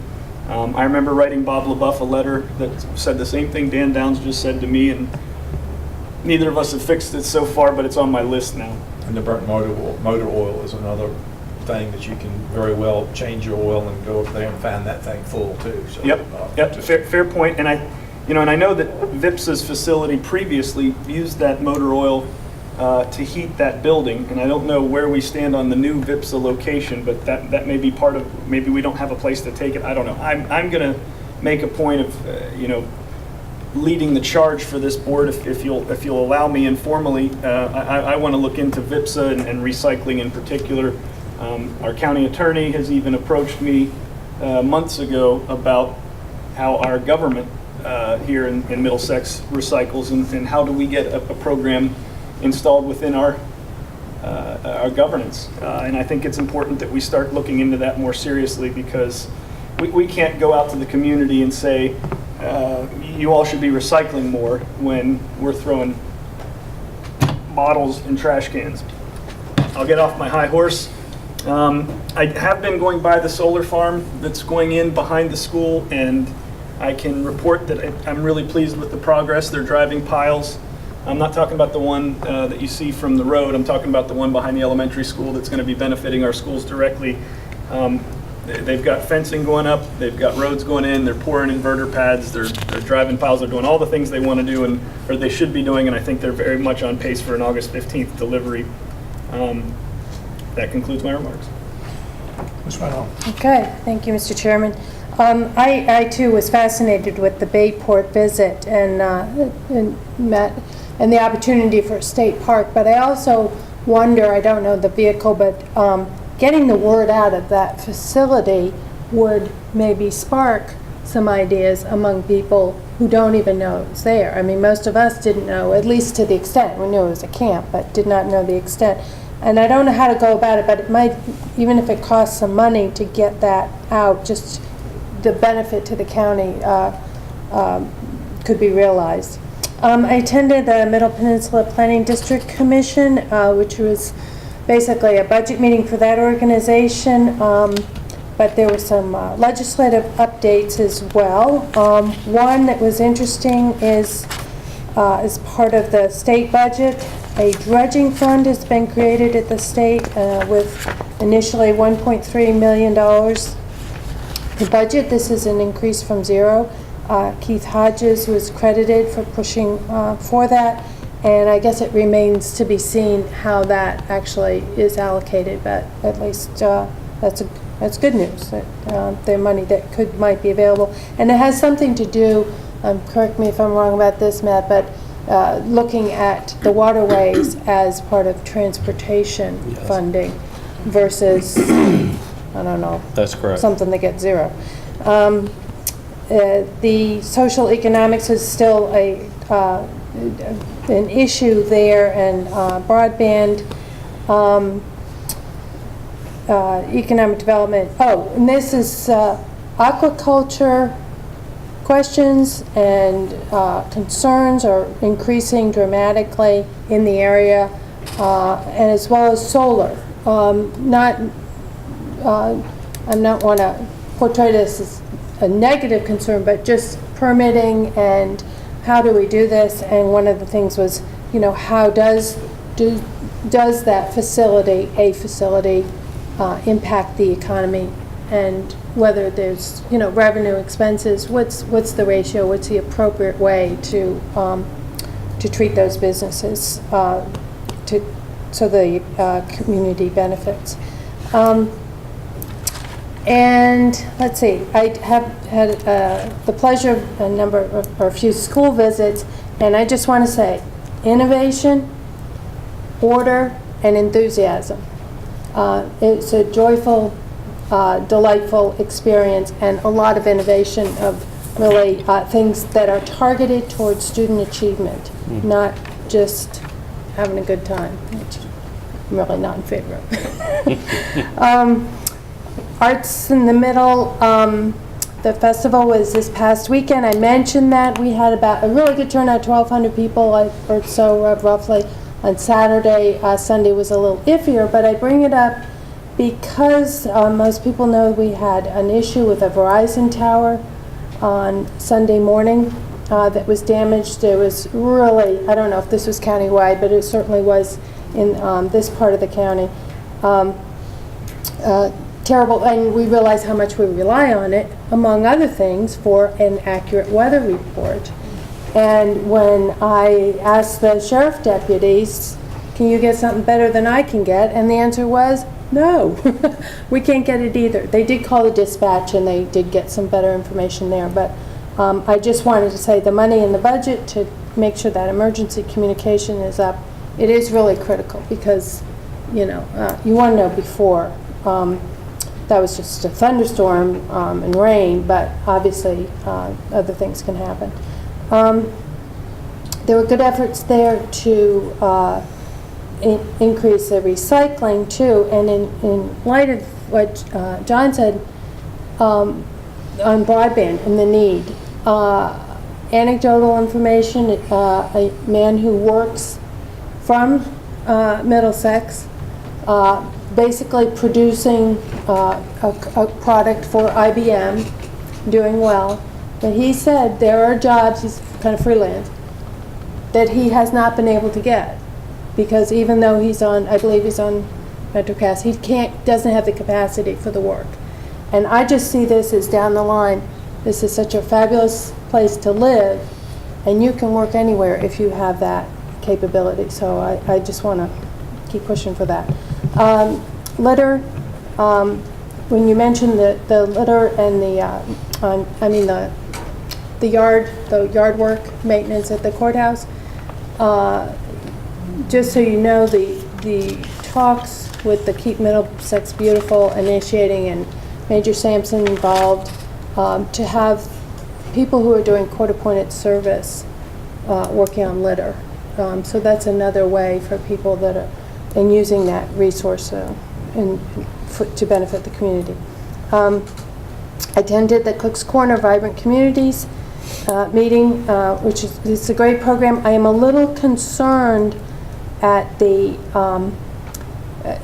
that people need more information, that it's hard for people to get their heads around this big project. I'm talking about members of the public. Great to ask questions, but I was surprised at the lack of understanding, and not in a judgmental way, just like, oh, we haven't gotten the word out, or the word hasn't been gotten out. And to know that the county investing in the sewer is a key project to bring this whole thing together.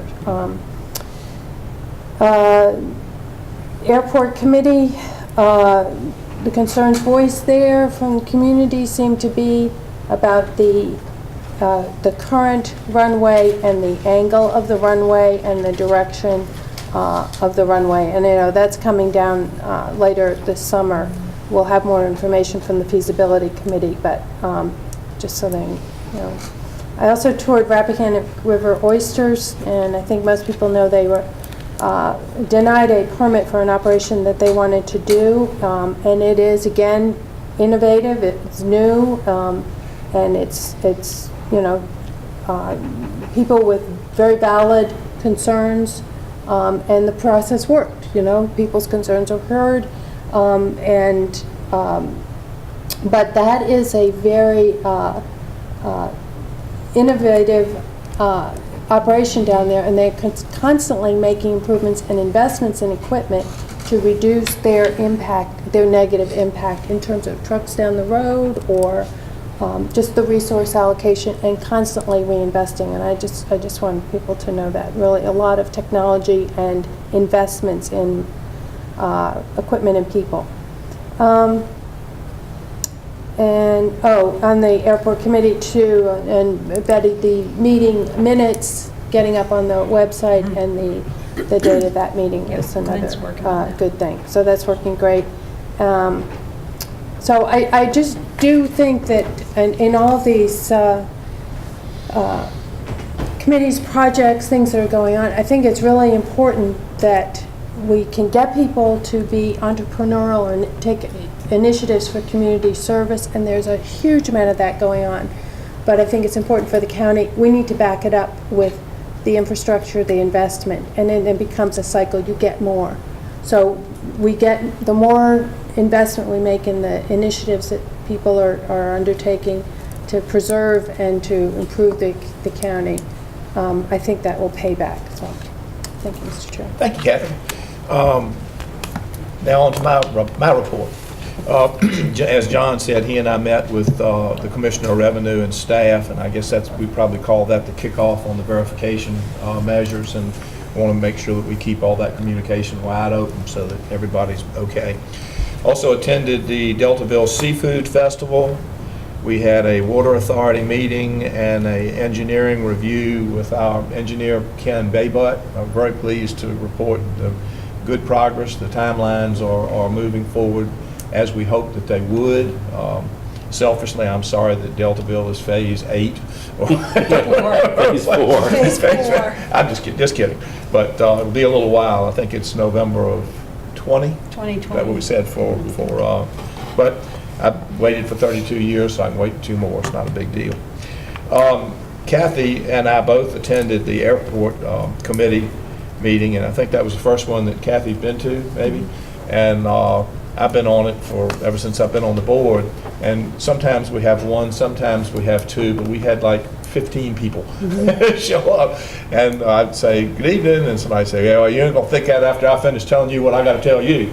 Well, they are on board with that realignment of the runway. It was unbelievable, the consensus and support, because they realized the safety, the issues of keeping the airplanes with a long enough runway, and also diverting them from flying over homes and cottages. So I was very pleased, because so many times people that live around airports are just not happy with the airport. And I won't say these people are happy with the airport, but they're very happy with the chance of doing the realignment to make things safer for all concerned. Wayne and I had a meeting with the Virginia Secretary of Commerce down in Merriwar. It was a very nice affair, and we're able to hopefully impress him and his staff with the things that we've got going on in our immediate area and in the region. I understand that we were referred to several times in the rest of the day when they were going to other regions. So that speaks well for the impression that we made. And let me see, this was yesterday, we had our first joint meeting of the Board of Supervisors and the Economic Development Authority chairs and vice chairs. And this is similar to what we've been doing with the school board, with the budget committees. It just fosters good communication and cooperation, and the EDA and the BOS have always been just fine together, but I think we can be even better through this process. And our plan is to meet quarterly or more often as necessary. And that completes my report.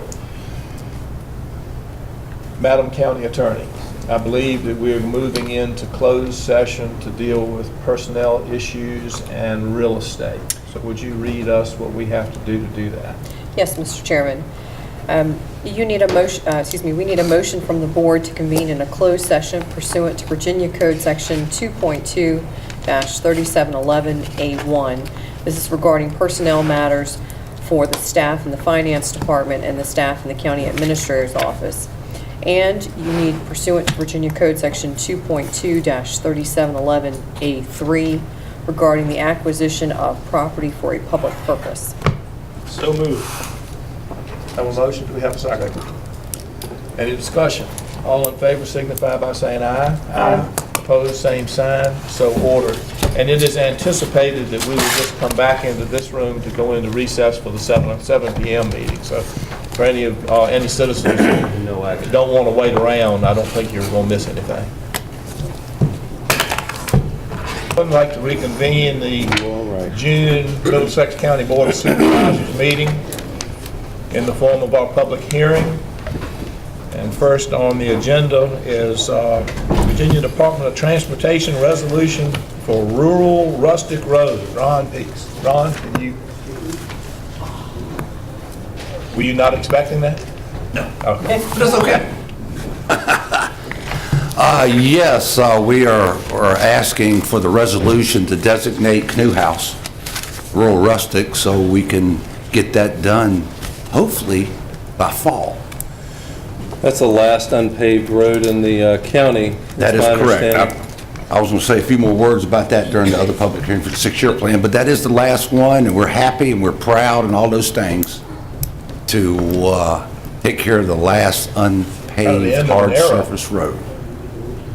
Ron, I don't expect you to know this, but we may be one of the few counties in the Commonwealth that don't have at least a couple of gravel roads left. Very much so. Within the residency, wow, King and Queen's got 61 miles. Yeah. For example. King William, I forget, I think is 30, and certainly even Gloucester, and I think Matthews is about done as well.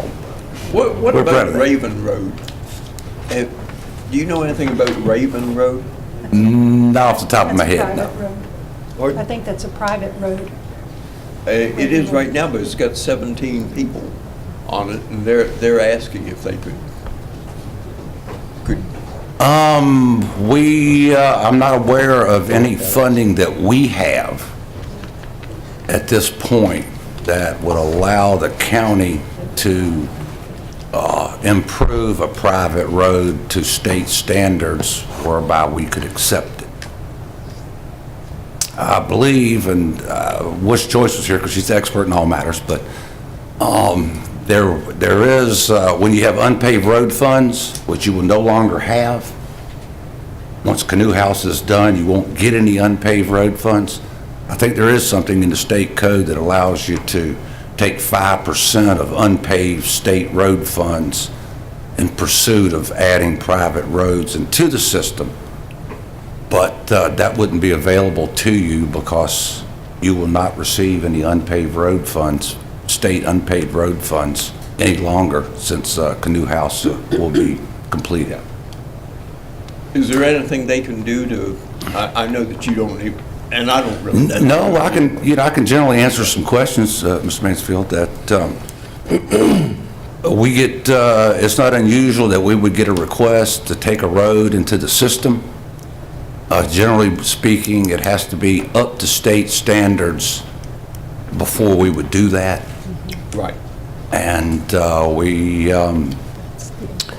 have staff that would be willing to meet with you or Matt or the folks out there to discuss what it would take to get the road up to a state acceptance level.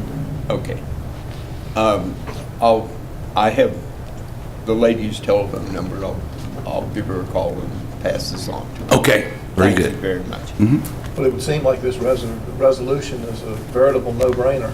Do we have a motion to act on this resolution? I will make the motion, Mr. Chairman, that we act on the resolution for the rural rustic road designation. Do we have a second? And I would like to second that, yes. Duly made and seconded. Hearing no discussion, all in favor signify by saying aye. Aye. Opposed, same sign. So ordered. Ron, you can just move right into the 6-year secondary road improvement plan. Excellent, and we certainly thank you for the resolution, so we can brag some more about no state unpaved roads in the county. Joyce has got me my script because this is a very legal type of thing, and so I've got to go by the book, which is not necessarily my forte. But anyway, good evening. It's a planner thing, I believe. My name is Ron Peaks of the Virginia Department of Transportation. The Code of Virginia requires that the County Board of Supervisors, in conjunction with the Department of Transportation, formulate a 6-year secondary improvement plan and a priority list for the secondary improvement budget. Tonight's public hearing is being conducted for the fiscal year 2019 through fiscal year 2024 plan and the 2019 fiscal year budget. This year's budget follows the first year of the secondary 6-year plan, which again is fiscal year 2019. The total amount budgeted for the 6-year plan is $221,420 over the 6-year period. This total is the result of $36,904 in telefees being applied to the program over the 6 years. So $36,904 times 6 will get you your $221,424. There are no unpaved road fees in your plan, since there is only one road left, Canoe House, and now we'll be able to get it paved this year. In updating the 6-year plan, we have followed the priorities established last year by the board. I will review the status of the current projects on your plan and will then go over a scenario for the future for you to consider. And not to belabor this, but I love saying it, Route 605 Canoe House Road, now fully funded, and instead of being built in fiscal year 2020 as we had slated in previous years, we have advanced it to this year. Once that is completed, all the unpaved roads in the state secondary system in Middlesex will be paved. And again, that's the reason that you will only be getting the telefees in your plan, because without having unpaved roads, you no longer get unpaved road funds. Countywide budget items. These are funds that are set aside to cover things like traffic studies, right-of-way issues, and project scoping. Last year, we did not direct funds to the countywide items on the plan so that we can continue funding the last unpaved road, and we do not recommend any funds be dedicated to these items unless a need arises. If one does, it can be pulled from spot improvements budget item 99954. Now that we've accomplished paving all the county's secondary state roads, we need to move towards planning for where we can use the future money in the 6-year program. I will add that we anticipate $34,887 in your secondary plan for previous years. And along with the $221,424 that you will accumulate over the 6 years, at the end of that 6 years, you'll have about $256,311 available to you. This money can be used for items such as turn lane improvements, site distance issues, spot improvements at specific locations. But any project that we would add must be something that can be funded and completed within the 6 years.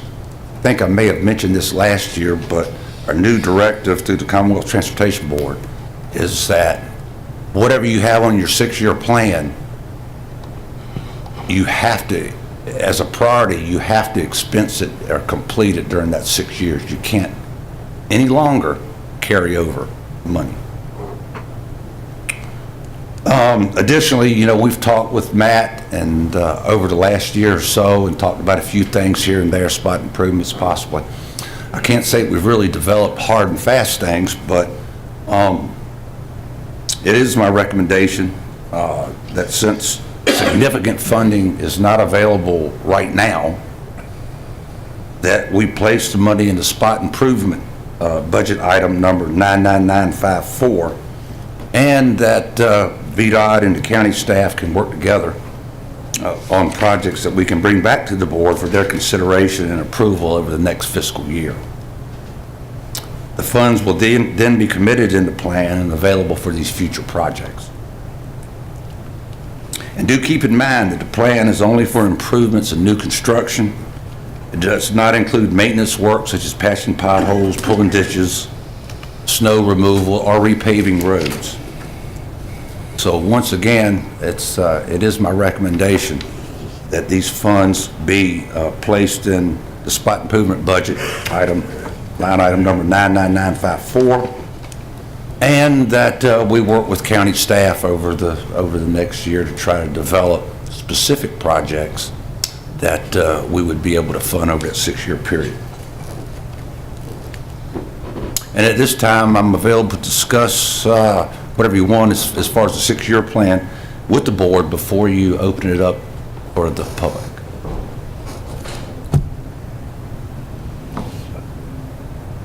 Gentlemen, lady? In that case, we'll go into public comment and then put you back on the hot seat after that. How about that? We'll go ahead and open the period of public comment on the 6-year VDOT plan. If anybody wants to speak to that issue, please. Going once. In that case, we will declare the public comment period on the 6-year plan closed. And I'm going to gather, since there were no further comments, that no supervisors have any other questions of Ron with regards to the 6-year plan. And on page 74 is the resolution adopting the plan, and the chair will accept a motion on that resolution. Mr. Chairman, I'll move that the board adopt or consider the resolution to work with the Virginia Department of Transportation in developing that secondary 6-year road plan. Thank you, ma'am. Mr. Mansfield, do we have a second? I second that. Okay. Any discussion? All those in favor signify by saying aye. Aye. Opposed, same sign. So ordered. Thank you, Ron. Thank y'all, have a good evening. All righty. The second public hearing is on the business, professional, and occupational license tax ordinance. Mr. Matt Walker, please. Benny, you mind getting the light for me? Yes, Mr. Chairman. You may recall during our budget process this year, the board chose to seek amendment to the B-Pol ordinance. The last amendment to the B-Pol ordinance was completed in 2011. I think it was largely done to comply with code changes that addressed the business, professional, and occupations license ordinance the county had. It's uncertain if the rates have ever been amended since the initial adoption of the B-Pol ordinance. Within the fiscal year 2019 budget, we adopted a budget that included a revenue increase of $144,000, 307 to round out, in B-Pol revenues. This estimate, as well as the regional rate comparison, was conducted and given to staff by the Commissioner of Revenue's office and is contingent upon the proposed ordinance amendment being adopted tonight. The draft B-Pol ordinance proposes to increase the county's primary categories of rates to the regional averages. We're not going to be the highest, we won't be the lowest anymore, we'll be right in that comfortable middle where we like to try to be on things. We don't want to be the highest, we don't want to be the lowest, especially if we need revenue like we did this year. To give you a comparison of where we are versus where we are proposed to go with the rates, Middlesex County's current rates on contractors is 5 cents per 100 gross receipts.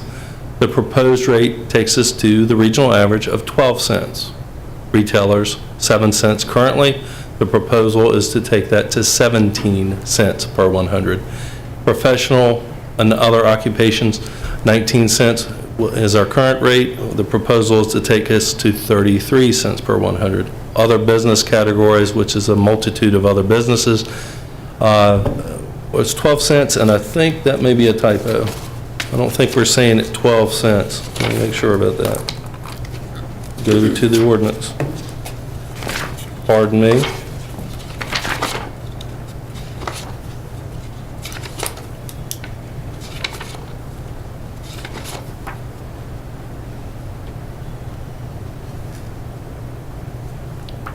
Looks like it's going to 20 cents. Yes, 20 That's cents. for repair, personal, and business. Yeah, Is that the one you're referring to? that is, other businesses. Yep. Yeah, that should be 20 cents. Apologize for the typo on the presentation. And in wholesale, our wholesale rate's currently 2 cents. The proposed regional average, or the proposed rate to match regional average, is 5 cents. Matt, could I ask you a question? Yes. Is it possible that a retailer could qualify as a retailer and also a wholesaler? Ultimately, the determination is made by the Commissioner of Revenue's office, But if and they it's can show whatever. that they give discount to big purchases, then they could potentially drop back in. They could indeed, and it's entirely up to the Commissioner's office where they fit and classify how they rank and define that particular business. That's my understanding. Other changes to the ordinance, the board wanted to look at the minimum, or excuse me, the maximum license fees imposed.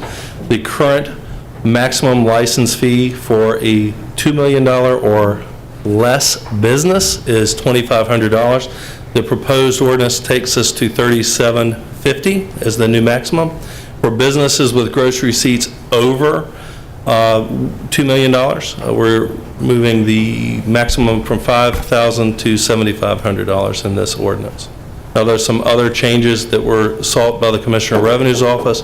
As the board may recall, last month, the Commissioner came forward and asked for a more comprehensive rewrite with some of the language and the narrative in the ordinance. A lot of these updates from the Commissioner were targeted towards defining or better defining businesses and better assigning classifications to businesses. They created some tables that make the ordinance a lot clearer and a lot simpler to understand and administer for their office. Last thing I have to say is the county attorney deserves a hat tip on this. She worked hard with the Commissioner's office and the board to help draft this ordinance. That's all I had, Mr. Chairman. Thank you, sir. At this point, we'll open the period of public comment on the B-poll tax changes. Do you have anybody that would like to speak to the board on the B-poll? I'm going to go back to that one slide. Don't everybody jump up at one time.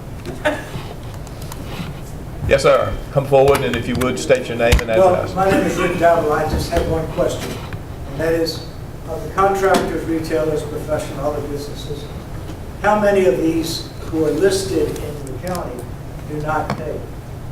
And what is the penalty for not paying? The public comment, sir, I've been glad to have staff make note of your question and get back to you if we know the answer to your question. That would be more of a Commissioner of Revenue's office question than one that we could answer. But the public comment on this is really not a two-way dialogue. We're here to listen to what you have to say and react to it. So, Well, it's just a question. yes, sir. That would be answered. Thank you. Anyone else like to address the B-poll issue? In that case, I will declare the public comment period closed and ask if, based on citizen input, any of the supervisors have any questions that they'd like to ask of Matt. Yeah, how much revenue is the county bringing in on the B-poll tax right now? I think just under $200,000. So this would increase us to what, about 500,000? I think it was just over 300, I believe. I think we're currently getting 180, and this ordinance was going to bring us an additional 144, so just over 300.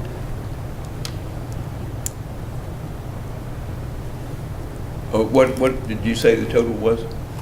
Well, it's 180 plus the 144, so we're looking about 320. Right. Yeah. About 420. 324. 324. Any other questions? If not, the chair will entertain a motion on an action for the recommendation changes on the B-poll tax.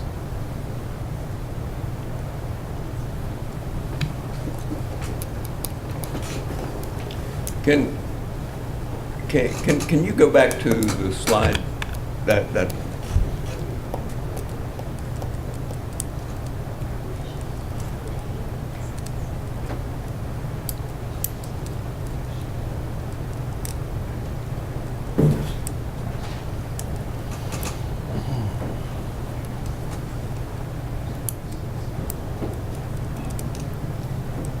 This is what the new budget's based on. So we're really doubling, it looks like to me, based on these numbers that we're pretty well doubling the, Not all. Professional. 5 to 12 cents, that's more than doubling. 7 to 17, that's more than doubling. Well, if we were 180 and we're adding 144, that's pretty close to the number. Professional and other businesses.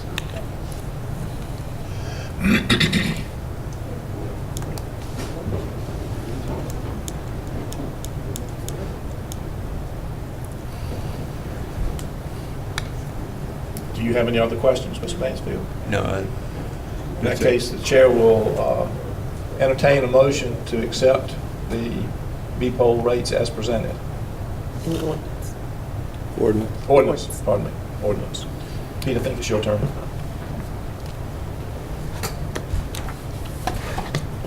Mr. Chairman, I'll make the motion that the board accept the recommended B-poll rates as defined in this ordinance and the other adjustments that are made by the ordinance. Thank you, ma'am.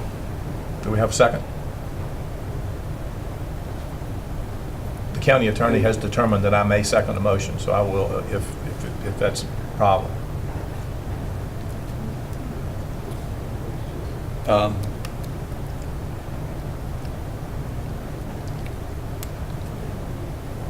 Okay, I'll second it.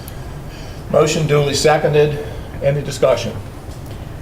Mr. Chairman, I'd just like to point out that this adjustment or the numbers before us were discussed and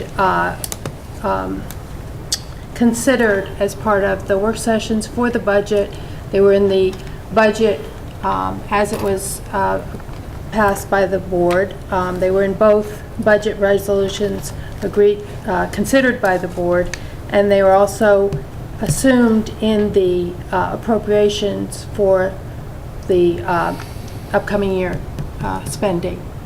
So at this point, I think it's very appropriate that we have taken the time to look at every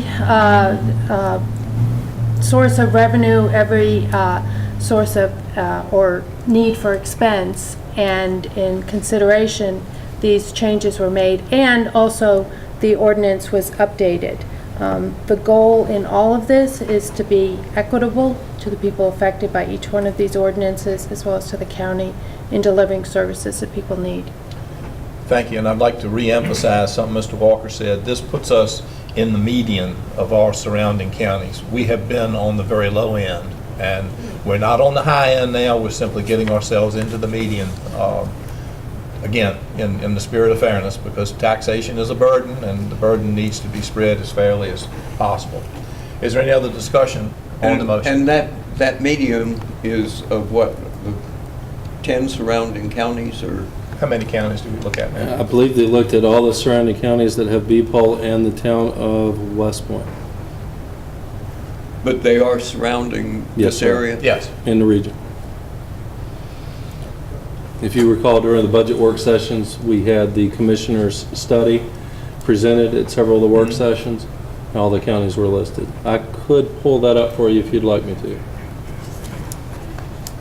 If you have, can you pull it up easily?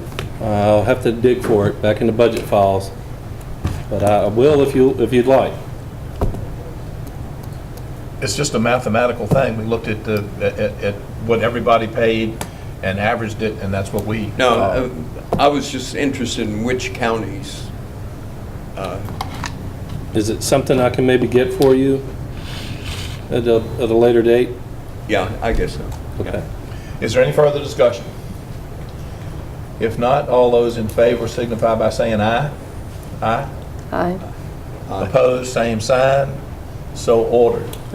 Now we'll move into the third item of business, the Vibrant Communities DHCD. I will ask, it is a requirement that everyone in attendance sign that sign-up sheet. So if anybody has not signed it, please raise your hand and Michelle or somebody will get it to you.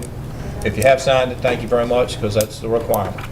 And before we get into tonight's main event, I want to make a couple introductions, Mr. Chairman, if I may. Yes, sir. Many of us know the team that's been working on this project, but some of the people in the public here tonight may not. With us tonight, of course, is Travis Croxton with Rappahannock Oyster Company. He had a name tag on, but we made him take it off. Neil Barber is with us. Neil Barber is our resident expert on all things CDBG. He's actually doing a lot of the drafting of the grant and helping guide us through some of the preliminary stages of what CDBG and DHCD is looking for. Bruce D. Simone is with us tonight. He's the chairman of the Middlesex County Foundation. They're working on the workforce housing component of the project. And of course, Michelle Brown, our Economic Development and Tourism Coordinator. She is serving as the lead project coordinator for the Cook's Corner Revitalization Project, or Growing Middlesex, as she's coined it. Also with us tonight is our chairman of the EDA, Mr. Gordon White. And I'm going to be presenting some of this as well, and I'll try not to be too verbose. Michelle? Okay, well, just keep me in tow with who's a presenter. Very good. And that's a homegrown logo, I'd like to add, the Cook's Corner Revitalization, Growing Middlesex. And I'm quite proud of our folks for coming up with such a nice That is internally done by the county, so we are very thankful that we have multi-talented people on staff. So I know the board is familiar already with the Cook's Corner Revitalization. We recently did a pre-application, and we were selected to submit a full application. So this is the process that we are doing for the Vibrant Communities for the full application. The DHCD requests that Middlesex County be the applicant for the Vibrant Community Initiative, and we are asking for the full amount of $2.25 million. A requirement of 2 public hearings are needed with a public comment to receive the CDBG funding, which is a portion of the Vibrant Communities Initiative grant. So that's why we're doing this today.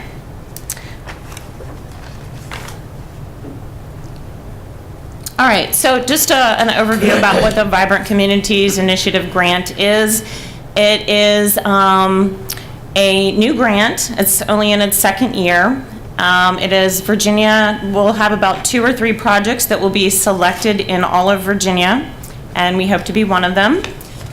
We are at the non-entitlement, which would be more of a rural, non-metropolitan area, so we can get the $2.25 million. And it is a resource of multiple federal and state grants. So the CDBG, the Home, the Housing Trust Fund, and the VHDA. Those are all components of what makes up the Vibrant Communities grant. All right, the proposed project components of this grant. The master planning of the entire Cook's Corner. Public water distribution. Public sewer collection and treatment. Relocation of the St. Clair Walker Vocational Building and renovation into a brew pub restaurant. The RCE School Cafetorium renovated into a special events center and a commissary kitchen. A 24-unit workforce apartment community. A nature park with interpretive Middlesex African American Heritage Trail. The Route 33, which is also General Puller, access road for acceleration and deacceleration lanes in that area. Gymnasium and county offices renovations. Relocation of the bus maintenance facility and relocation of the bus parking area. Okay, this is just a bird's eye view of the Cook's Corner area and the proposed projects that are going on under the Cook's Corner revitalization. So the new housing will be where the apartments are, kind of in this little area here. And adjacent to that will be where the nature park will be. The gymnasium, which is the park and recreation through Middlesex County, they use that, which will have a new roof, a new HVAC system, and new windows. The county offices here in this little area will have new windows, and that will benefit the school board and social services administrative offices. The school bus, this right here, this little building here is the school bus maintenance, which will be relocated into a new facility. This little L-shaped building right here is a portion of the old St. Clair Walker School, which will be relocated across the street on the south side into this area. And that will be turned into a brew pub. And this is the old RCE cafetorium, which will be turned into a special events and commissary kitchen. Okay.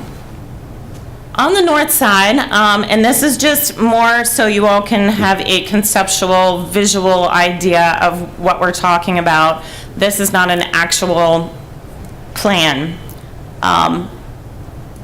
So this, the concept here is this is where the apartment complex would be. And there is also one that we're using as a prototype in Mercer Place in Kilmarnock. So we kind of did a little cut and paste, and that way you can have an idea. And this will continue, the road system will continue through here.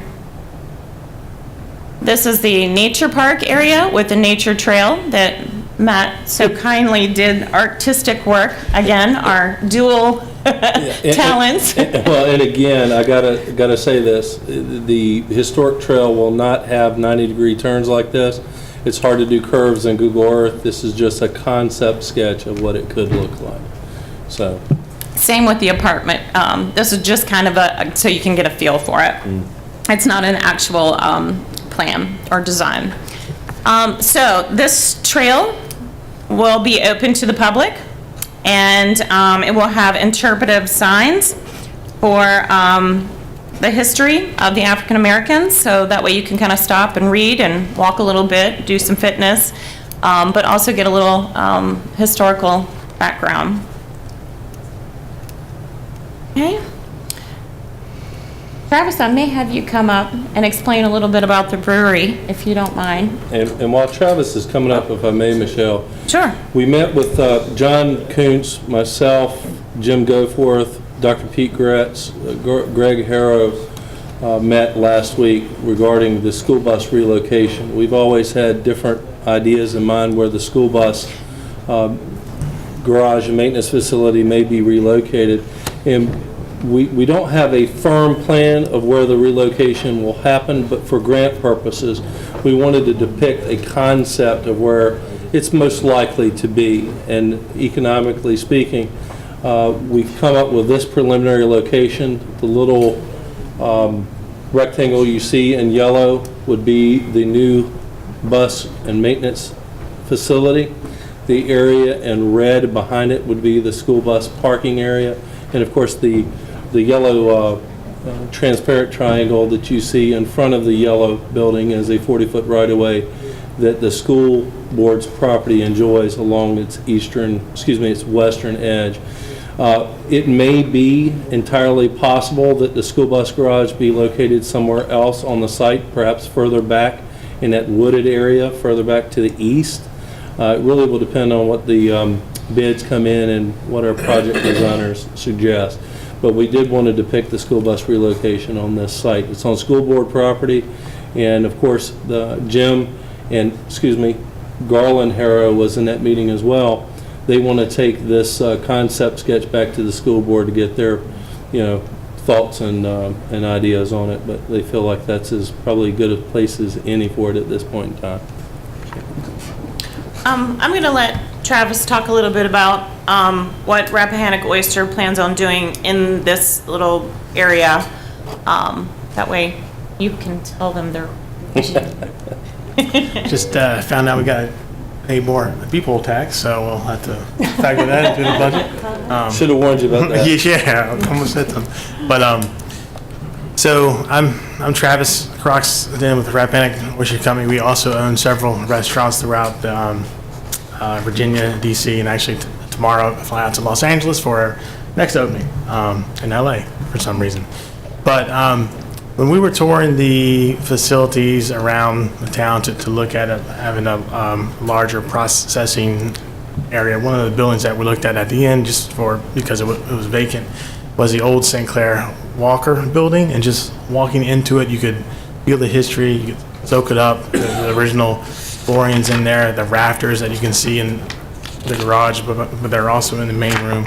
And it was that the building needs to be saved. And when we walked in, we had this idea of a small little micro brew pub where we could actually celebrate the history of the building, keep the history alive. It was a vocational and agricultural building constructed solely by the African American community, and it's just it's a fantastic story of bringing everybody up, and we wanted to continue in the vein of that with teaching people that we hire the craft of brewing, the craft of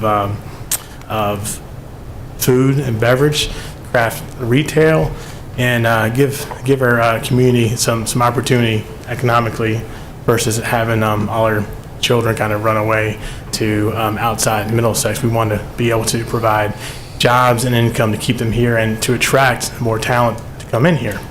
So really it was just kind of the kernel of an idea that we always had of a little brew pub to separate from what we do down at Miroir. And when we saw that building, it kind of the light bulb went off. We also noticed that the cafetorium, I think it's been known, was also available and vacant and kind of running down. And you know, with having Miroir, we also always have requests for either rehearsal dinners or weddings, but they always ask us, where can we stay? Where can we lodge? Where can we have an event? Where can we have like the second part of it, like a bigger event?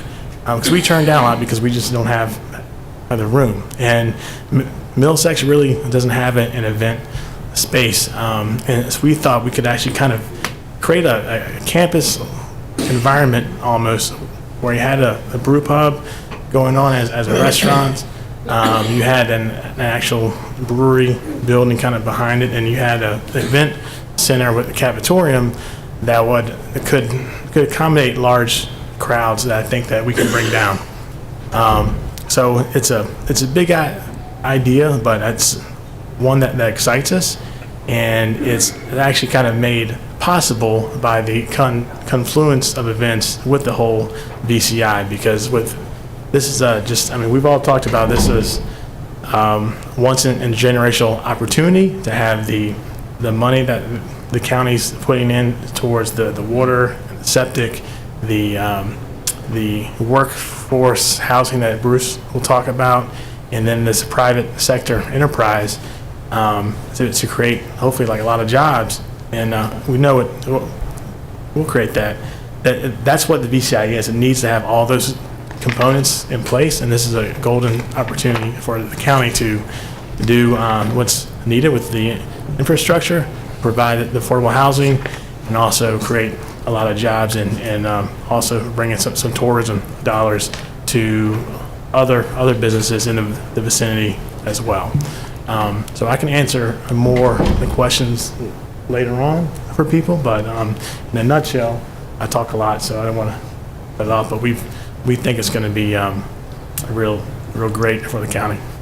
I'm very happy to work with you guys on this. Thank you, Travis.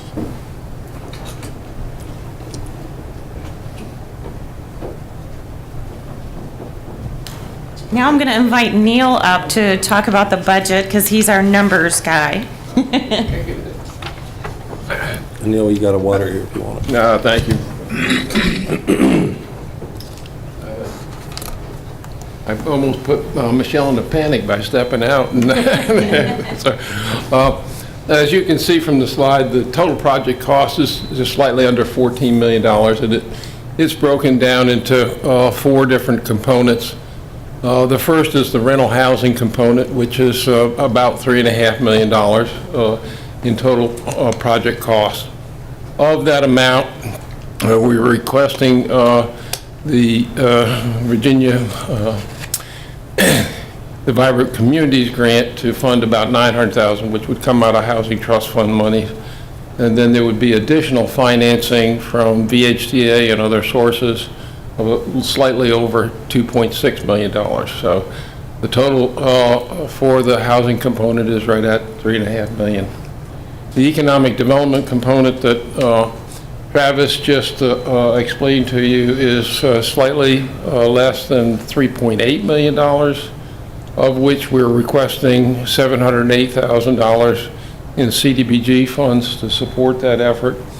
And then there would be other funding sources, including the Industrial Revitalization Program grant that you've already applied for, in $600,000, a APHID grant we anticipate of $100,000, as well as private financing to make up the difference. So the total of those other funding sources is right at $3 million. Again, the total is slightly less than $3.8 million for the economic development component.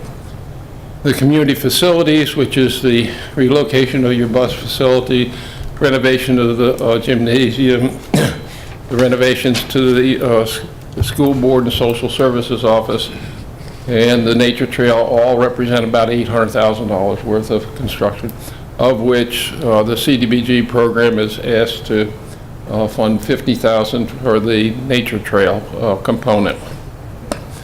And then the last is the infrastructure improvements. These are mainly the water and sewer elements that would serve not only the complex at Cook's Corner, but the whole Cook's Corner area there. So it's a portion of the countywide water system, the first phase, the anticipated cost there, in what approximately $2 million in cost estimates for a central sewer collection and treatment system, that area. So again, the total project costs are $3.7 million, of which we're asking the Vibrant Communities grant to support $2.25 million, and then other funding sources of slightly less than $11.4 million, or slightly less than 11.5. And if I can, Mr. Chairman, before we leave this slide, this is probably good as time as any to kind of point out a key aspect of this grant application. The board is aware of this, and many people in the public here tonight may hear it for the first time. What makes this such a strong, Vibrant Communities grant application is the aspect of this hits so many boxes that they look for. We have a housing component, we have a blight mitigation component, we have community facilities components, and we have an economic development and a jobs component for low to moderate income citizens and job seekers. It checks all of those boxes, and this is one of the reasons I believe we were one of 3 applications across the state that have been asked to submit a full application with very likelihood that we're going to be funded. We just transcend all, or we check all the boxes they're looking for. Thanks, Neil. Keep our fingers crossed. Thank you. I'm going to invite Bruce up. He's going to talk a little bit about the housing and some of the other low to moderate income benefits. Thanks, Michelle. You may remember this started, I think it was January of 2017, when the Vice Chairman of the Foundation, Dave Cryer, did a presentation to at one of your board meetings, talking about his vision, and his inspiration, which was Mercer Place. Mercer Place is a 16-unit apartment, workforce housing apartment community over in Kilmarnock, just before you leave town. Those 16 units are in 2 8-unit buildings. It's on about 5.8 acres of land. A nonprofit group got together, I think about 2006, 2007, started fundraising, started designing and planning, and they finally opened the doors in 2011. In fact, it was July 1st of 2011. It's pretty much been fully occupied ever since. Currently, all units are occupied, and there are 2 Middlesex County teachers who are living in Mercer Place. Because of the local interest and community support and local fundraising, they were successful in getting a leasing preference, and that was for municipal, i.e. Kilmarnock and Lancaster County employees, teachers, sheriff's deputies, folks that worked at Rappahannock General Hospital, and in that community. And you'll see at the first bullet, we picked up on that model and really spent some time looking at what Middlesex could really benefit from, and came up with those three leasing preferences. First, we really want to make it available to all Middlesex County employees, including the school teachers, sheriff's deputies, Social workers. and social workers. Then we also, though, have similar employment or employees in the adjacent counties, just like Middlesex has got some teachers over in Mercer Place. We would love to have some, make it available to them here. And third, though, we have state, regional, and local or quasi-governmental agencies here. Health Department, Rappahannock Central Elementary School, Regional Jail, who could also benefit. And so that is what we are looking to promote. Our tenant selection plan, marketing would be for those leasing preferences. Michelle already touched on, and she'll get in more detail on the jobs and the job creation. I mean, and this is just the full-time jobs, or not full-time, but permanent jobs. There's going to be a host of construction jobs as a result of it as well. And Michelle will talk a little bit more about jobs. Let me just close, though, on that water and sewer community facilities. Having underwritten multifamily housing deals for Virginia Housing Development Authority, we would not consider putting a housing apartment community in an area without public water and sewer. We just don't build apartments and serve them by well and septic. And so I really applaud the county for going forward with creating the Middlesex Water Authority and their success in pulling those funds together, and then following up with your interest in looking at public sewer. That in addition to what Travis is proposing with the brew pub, and those really made Cook's Corner an attractive location for this workforce housing project that we've been working on. Thank you.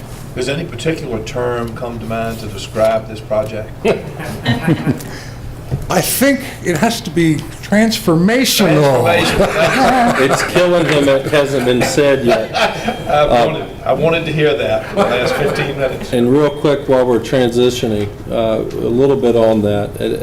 This project has roots a lot further back, not necessarily in Cook's Corner, but Dave Cryer and I started discussing Mercer Place and a similar project to benefit schools, benefit their schools' recruitment and retention of teachers almost 10 years ago. We just couldn't keep a superintendent with us long enough to get the project some traction. So we have one now, and we're moving forward. But Mercer Place has proven to be a very good model on which to base our workforce development housing upon. Okay, get down to some more numbers. What we're looking at for Cook's Corner revitalization for the CDBG funding, which is what we're talking about today. The funding will be $1,350,000. That is what we're asking for. Middlesex County has not had any funding with CDBG in the last 5 years or in history that we know of. There is no displacement of anyone for the CDBG activities that are proposed for the Cook's Corner revitalization project. And these are the items here that we are asking monies for. The nature trail, some access road, some VDOT entrances and accesses, water and sewer line extensions, economic development, which is Travis Croxton and their group with Rappahannock Oyster, the brew pub, and a special events center, and then grant administration. So those are the costs that we're looking for to get funding from. Middlesex County needs to do some local leverages and matching funds, which would be the $1,295,000. The one great thing about this is that it's already in the capital improvements plan for Middlesex County. It is already in the budget. These monies have already been allotted. So it's not additional monies that we would be putting towards a match or leverage. So those would be the school bus relocation, parking and landscaping, gymnasium renovations, the office complex, the roof, Rappahannock Elementary School roof, water line boring, water line laterals, and the housing property lease. Michelle, can I just, Sure. the housing property lease isn't in your budget or in the CIP, but our numbers guy came up with a way of dealing with this. First, early on, we learned from Matt that the county really wasn't interested in selling the land, but was very willing to look at the possibility of, or entertaining a lease of the portion of that site for the housing. And so Neil got out his calculator and figured, okay, well, what's the lease worth? He took, I think, 5 acres, $1,000 an acre, time 40 years, and for 40 years, and that's where the 200,000 came from. That last number on the right-hand side. You didn't say transformational. But it was a transformational calculation. And I'll elaborate a little bit more on that if I may. What we've been able to do is take several projects that have been on the CIP, Capital Improvements Plan, several projects that are actually in the budget. And we've compiled them in such a way, to do them in such a way with this one project to leverage the state funding through this grant. What it does is it extends our local dollars that we already have committed to these projects in some form or the other.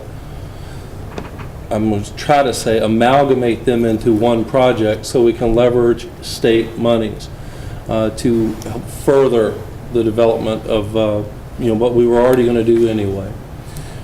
If we're successful, it will perhaps, and I don't want to overstate this, be one of the models the State Department of Housing and Community Development use to demonstrate how rural communities should approach a vibrant communities revitalization project, because we check so many boxes, and we better utilize local dollars to leverage those state and federal funds. Very good. Okay, so some of the benefits. This is specifically just for the economic development portion of the project.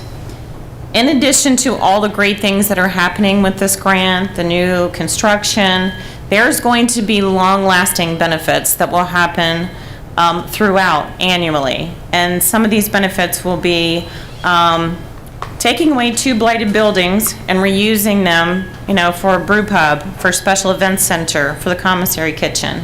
That's good. That's great. However, we're going to be bringing in projected new revenues annually with meals tax, local business license, people that we just talked about, business property tax, sales tax, real estate tax, and these are all estimates. But these are all real dollars that will be circulated back into the community once this business is up and running. And this will be on an annual basis. They've projected that they will have at least 18 jobs created, full-time professional jobs, 12 to 14 part-time jobs. So that's great. That gives a lot of opportunity for those who aren't going to college or want to get into a hospitality industry, which again, we're growing our tourism as a tourist destination here. So the other thing that I know Rappahannock Oyster has done very well with Merwar and with Rappahannock Oyster, they have taken people who want to come and work, train them, and then, of course, move them up the ladder, which is great. And they have opportunity to grow within because they have 6 other restaurants nationwide. And capital investments with the renovated buildings, the kitchen, the equipment, the outdoor structures, parking and road. All of these are great, more revenues that will be generated into the community to help us with that budget that you all have to balance every year. The other great thing that I think would be a really big benefit for Cook's Corner, if it becomes a thriving community that we think that it will be, it's going to attract new business. It's going to bring us businesses that we're looking for. Water and sewer is key for that. But when you see something thriving, you want to go and you want to be a part of it. So it can bring us other options, like a much-needed hotel as a possibility for that region. That would be kind of a great location for it. Okay, now I'm going to let Matt take over.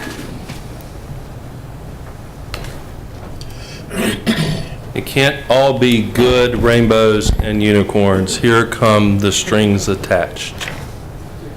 It's my understanding the Middlesex Foundation had a recent meeting, and there was some questions and concerns about what liability or exposure the county would be undertaking with this project, and there is some.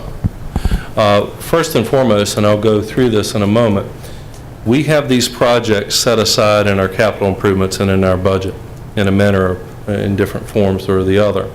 Our first liability or exposure is we actually do what we say we'll do. If we use those projects and the funding for those projects to leverage state dollars, the state and the federal government would have a reasonable expectation that we follow through and do those things. But real quickly, what is the exposure for Middlesex County if Middlesex County is the applicant for the Vibrant Communities Initiative grant? I'll start at the bottom of the first paragraph. Federal law requires that CDBG funds be awarded to units of local government only. So that's cities, counties, and towns. We are the county, and being that we are the local government partner in this project, CDBG or DHCD, Department of Housing and Community Development, will require that we be the applicant. As applicant, we are responsible for overseeing the project's completion. And we do incur some responsibility with that. If successful in receiving the VCI grant award, Middlesex County will enter into a contract with the Department of Housing and Community Development, and that contract will bind the county to comply with a host of regulatory requirements, including how we proceed with the grant. CDBG grants are somewhat complicated to implement, but we have confidence that this one is going to have the right guidance and expertise and the team behind it to make sure it's successful. First of all, grant responsibilities and liabilities. The county is responsible for ensuring that the full scope of the project is implemented, including those project elements that are funded by the county or other funding sources. Now, in short, once the county applies and is awarded this grant, we are committed to seeing the project through. The county board cannot, should not change its mind once the grant is awarded and accepted. If we accept that grant, we've committed to seeing it through. And we have certain liabilities and responsibilities, if you will, I prefer to say responsibilities, to make sure that we do so. If not, we'll have to repay some of these funds. And that's worth repeating. We can apply for the grant, we're fine with that. But if we receive the grant and enter into a contract to make sure this moves forward, it's our responsibility to do so. If the board should decide after the grant is awarded and we sign the contract to say, okay, well, we don't mean it now, we've changed our mind. Some communities in the state have done that. There is substantial negative stigma attached to those communities because they're deemed as not having the capacity to be reliable or have a sustainable political will to see a project through. And they have a very negative chance on getting any future grants from not just DHCD, many other state and federal agencies. This is why we're here tonight, and this is why we're going to be very diligent in how we craft the contract with DHCD and the supporting documents and development agreements to make sure that our partners fulfill their commitments. The county's exposure is twofold. We have what's known as short-term compliance during construction and long-term compliance upon completion of the project. We'll get into those in a minute. Short-term compliance. Of course, the county will administer the project, potentially with the assistance of a CDBG grant consultant or compliance expert. And the cost of this administration is included in the project budget. It's actually covered by CDBG. We have $100,000 in the project budget for it. We don't think we're going to need that much. We will be allowed to move some of those funds to other categories as needed. The county will enter into a development agreement or development agreements with the Rappahannock Oyster Company and the Middlesex Foundation for completion of their economic development and housing components of the project. Now, the EDA probably should be a part of the Rappahannock Oyster Agreement because they've had the wealth in bulk of the conversations with the company. And I believe we can make that a three-party agreement. The county will have these development agreements in place in the unlikely event that one of our partners is unable to complete their portion of the project.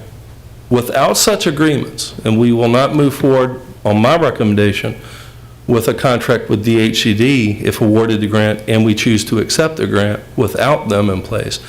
Because without them, the county would be expected to step in and complete these project components at our cost and our responsibilities. The development agreements are meant to indemnify and hold harmless the county if certain agreements are not met.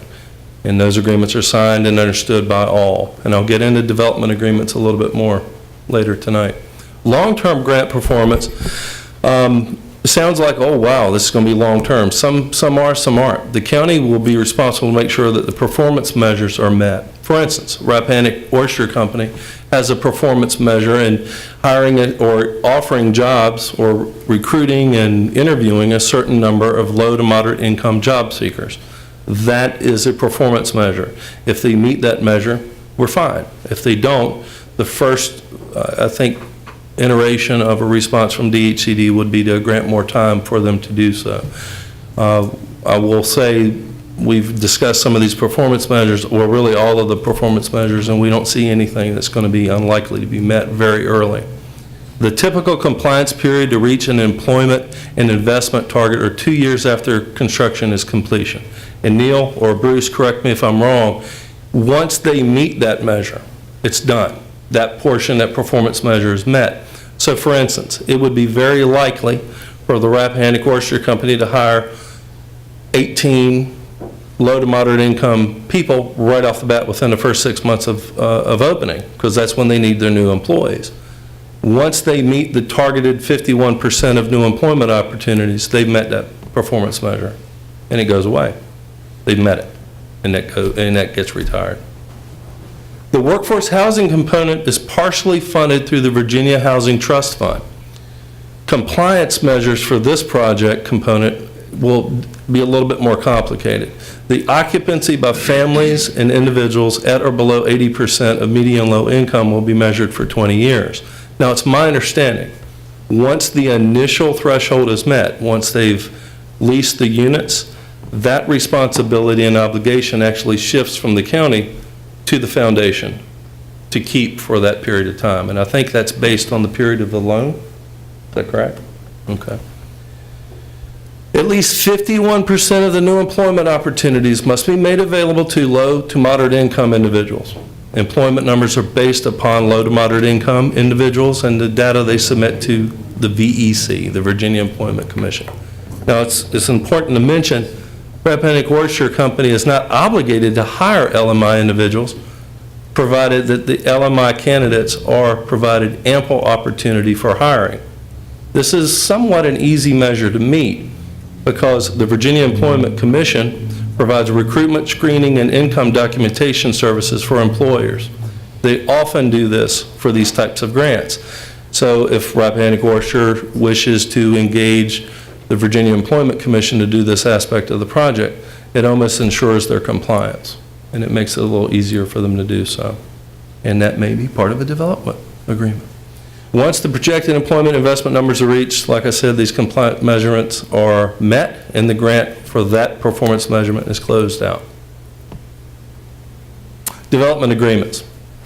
Language in these agreements are designed to mitigate the exposure or indemnify the county if developers are unable to fulfill the project responsibilities. These agreements step in and certain provisions kick in and help the county mitigate any liability or responsibilities. Development agreements define responsibility of each party. So you go in knowing what the requirements are going to be for the foundation, what the requirements will be for the EDA, if any, what the requirements would be for Rappahannock Oyster Company. The example I've got here is, of course, Rappahannock Oyster will have a job creation and or retention requirement to employ or interview 51% of low to moderate income job seekers. They may have the easiest measure to meet. Development agreements also establish insurance and bonding requirements. and establish the indemnification and hold harmless provision and agreements for the counties. It establishes clawback or repayment provisions if certain obligations are not met.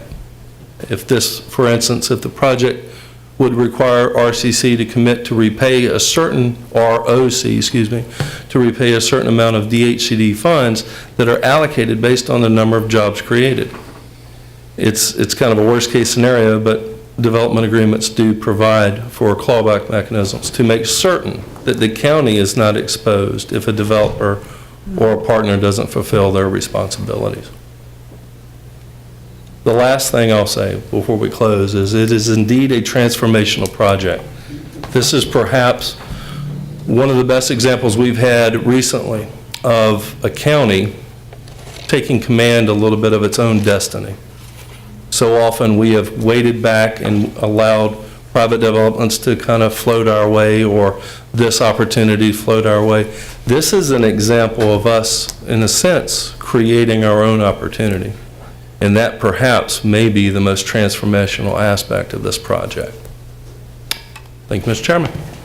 Thank you, Mr. Walker. Last but not least, if anyone has any questions, they need to call Michelle Brown, the Economic Development and Tourism Coordinator for County, and her office number's here, and if you're nice, you may get her cell phone number. She's available for all calls and questions. Thank you. Thank you, Matthew. Does that do it for all the presenters? That's it. In that case, I would like to open the period of public comment. Please come forward and state your name and address. And this is your public comment. Come on up. My name is Gordon White. I'm chairman of the Economic Development Authority. We've been working for nearly 2 years to encourage development of new business at Cook's Corner. The authority feels it's important to attract business that will offer employment opportunities for county citizens and pay taxes that will make it possible for the county to pay a living wage to its own employees, as well as to support improvements such as sewer and water utilities. The EDA has been working, as I say, for 2 years with the Rappahannock Oyster Company to develop a brew pub restaurant, processing and catering facilities. The restaurant has the added attraction of preserving the former industrial training building of the St. Clair Walker School. This entire area has been a center of African American heritage for at least a century and a half, perhaps longer.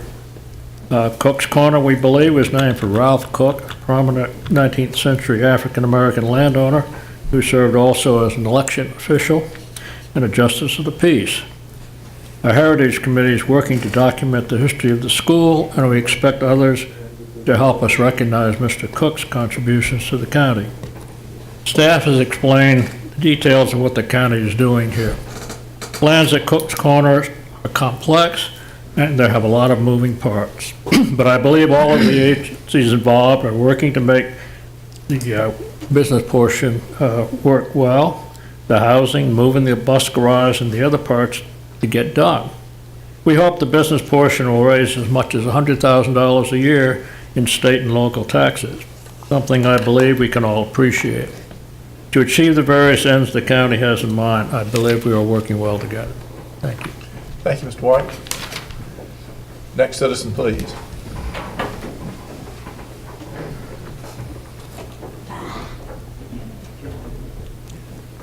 Hi. I'm Mary Lib Hoinkus, and I'm a resident of Hartfield.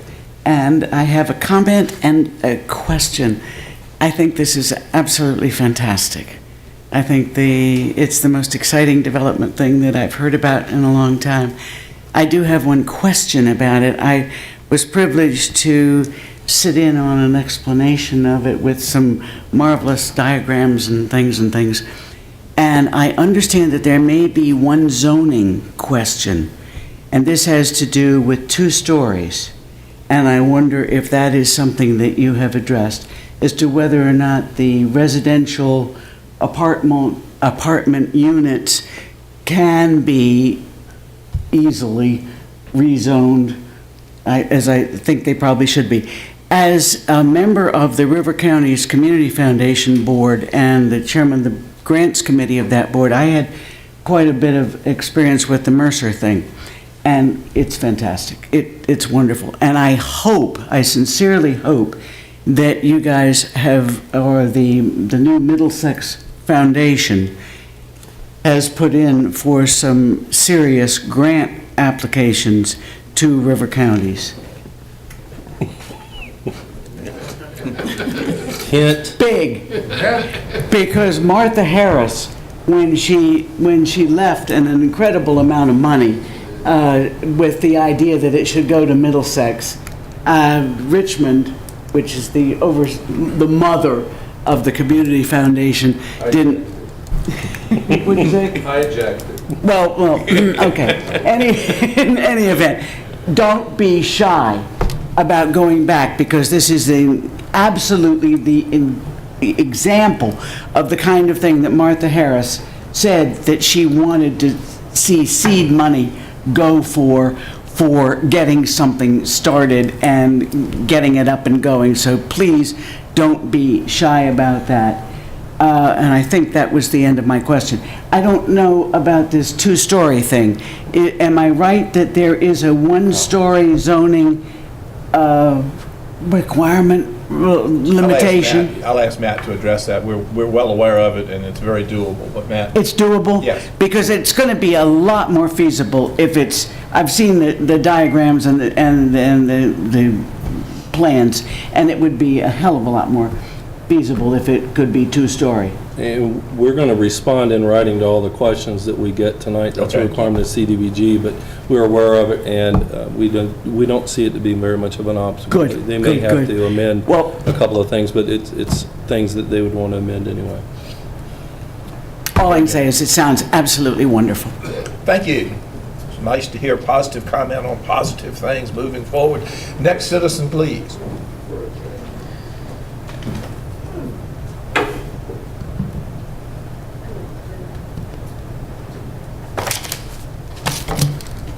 Good evening.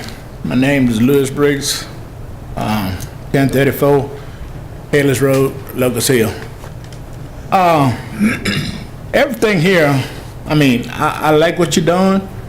I'm not up here trying to shoot down nothing, period. I mean, it looked good.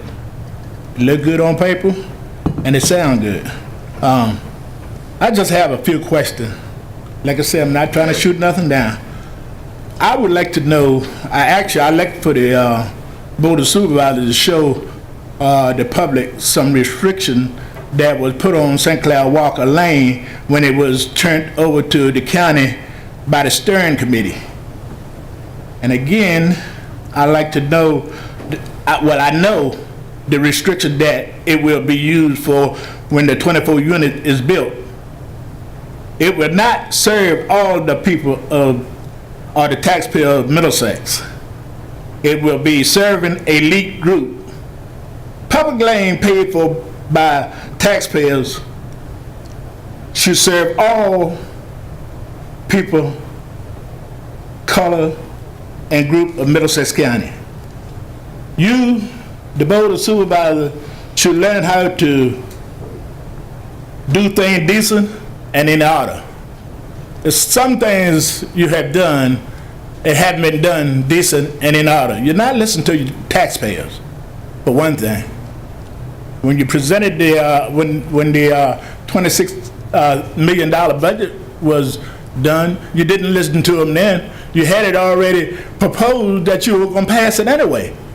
And most of you people was against it. I mean, it was a few in here, it was a couple in here was against it.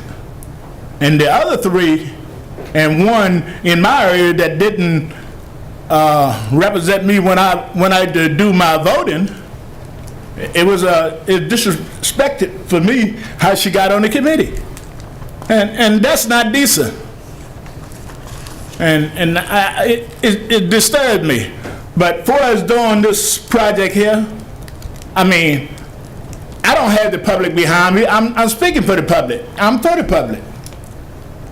And the public need a little more respect than what you people are giving them. And for as I'm concerned, you can go ahead on. It's a done deal. It look good, your project. But like I say, I just like to see the restriction of what the steering committee turned over to the board of supervisors. Those are the restrictions I want to see. I want the public to see them before you make any kind of move. And then I want to know what you changed them from. It was some restrictions on the lane usage down at St. Cloud Walker. Those are the restrictions I want to see as a public taxpayer, period. And another thing, like I'm saying, I'm not trying to shoot it down. I love what's going on. But the public need to know these things. The reason why, I mean, I don't know why they don't come out. Looking back at me, they're not here. But yet they can sit in a corner and criticize. But another thing, what I would like to see is this, when you say you're gonna put the African American, all this was African American lane. It's a good thing what you're doing, and it's a good thing how we got our sign put up down there. But it's historic lane. I mean, that's my legacy, St. Cloud Walker. I am St. Cloud Walker. I graduated from St. Cloud Walker. So we do have a time limit for each speaker. If you could wrap that up, we'd appreciate it. We Okay. try to have staff answer your questions, but we... Right. I'm getting to the end because some of these things you need to hear. But I had a dream last night. I'm gonna give you I had a dream last night, and it scared me before. And this was put up on the board. I had a dream last night about this county that they had got in some kind of I don't know what it was, but it looked like it was going to cost $71 million to get them out of it. And it was a powerful dream. And I hope it don't happen. I really hope it don't happen. But I'm glad it didn't happen. Sir, thank you. We will try to have staff address your concerns. And another thing, I'm fine for what you're going to do. The public don't show no interest. Go ahead. It needs to be developed down there. Go ahead and do what you have to do. But I still would like to see the restriction. And I like for the public to know the restriction before it's done. Thank you, sir. We dealt with those and we'd be happy to share those with you. Right. After saying that, for the history, when you dealing with black history and putting things on a wall in a public restaurant, and all that, this is school business. You got to go through a lot, and I know that for a fact because what I had to do to get that sign put up, Dr. Gress can tell you, we went through a lot to get that done. So you just can't go there and use black history or any kind of history unless you got some permission and you doing it decent and in order. Because if you don't, you're gonna get in trouble. Thank you. Thank you very much for listening to me. Next citizen, please. I think this young lady wanted to come up earlier and couldn't get out. I got a dream of sitting in a chair. Good evening. My name is Jenny Sawkins, and I'm from Urbana. I'm thrilled with this grant proposal. I have one question, of several actually. When is the grant due? When is it due? June 22nd. June 22nd. Yes, ma'am. Will the grant be presented to a board by members of the Board of Supervisors, or will it just be sent in a box, like somebody? It's actually Mr. Chairman. It's submitted online, okay, Mr. so Chairman, you don't the have a... questions really need to be directed to the board, and then staff Oh, will I'm answer sorry, them I'm sorry. in writing. I wanted to know how the grant in its finality will be given to the grant owners. Also, my question is, another question, I'm a little nervous. Well, this is your meeting, so please don't be nervous. Your partners in the final accounting of the grant, have they committed themselves, the state and maybe some private funding partners, have they committed to their portion of the grant if it is accepted?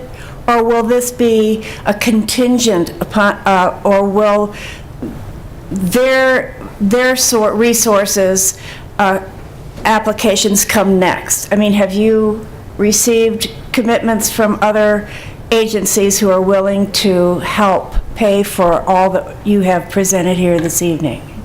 once again, we're making note of all of your questions, and we will do Mr. all of our due diligence to try to get answers to you. And Mr. Chairman, may I elaborate a little bit Yes. to avoid frustration with the public? Okay.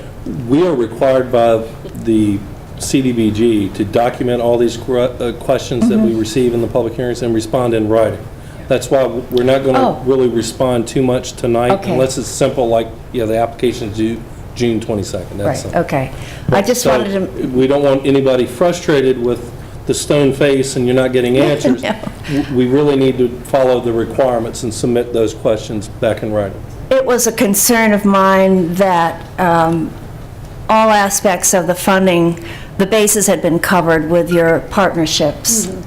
Also, will there be an office, office determined to manage the grant? Will there be an employee or an office situation that is put together for managing the grant? In blue. In blue? That'd be you? That was another simple question, like the date June when it's due. As if Michelle doesn't have enough to do, you're going to manage the grant too? Sure, why not? Okay. I need to sleep. And I understand that you have already a good relationship with the grantor. So that's very, very happy for me, and I'm sure will be good news for the county. Let's see, I had one more thing, but it just went. And, Mr. Chairman, not to cut in on Jenny's time, but there is another opportunity. So if you forget your question tonight, you'll have another Come on back. opportunity on the 19th. Oh, yes, and we are going to make sure that the next time there's and that's the 25th is the next public? 19th? We will get as many Middlesex County citizens here as possible because we need to know what's going on. The zoning, one more thing. The zoning, Michelle said something very interesting about the possibility of, in the future, developing a hotel, motel, anyway, accommodations for visitors, which is sorely needed in the county. So to tack on to what Mary Libb said, it would be great if zoning could be written into the area project so that in the future, when companies want to come in, maybe a Hampton Inn or something like that, would be able to just come through the process a lot easier than dealing with all the red tape that sometimes county administrators. All that shovel ready. And Yes, that's what I mean. we would have, yeah. Thank you very much. I'm Thank you, thrilled ma'am. with this. Great job. Appreciate you coming out. Any other citizens wish to address the board?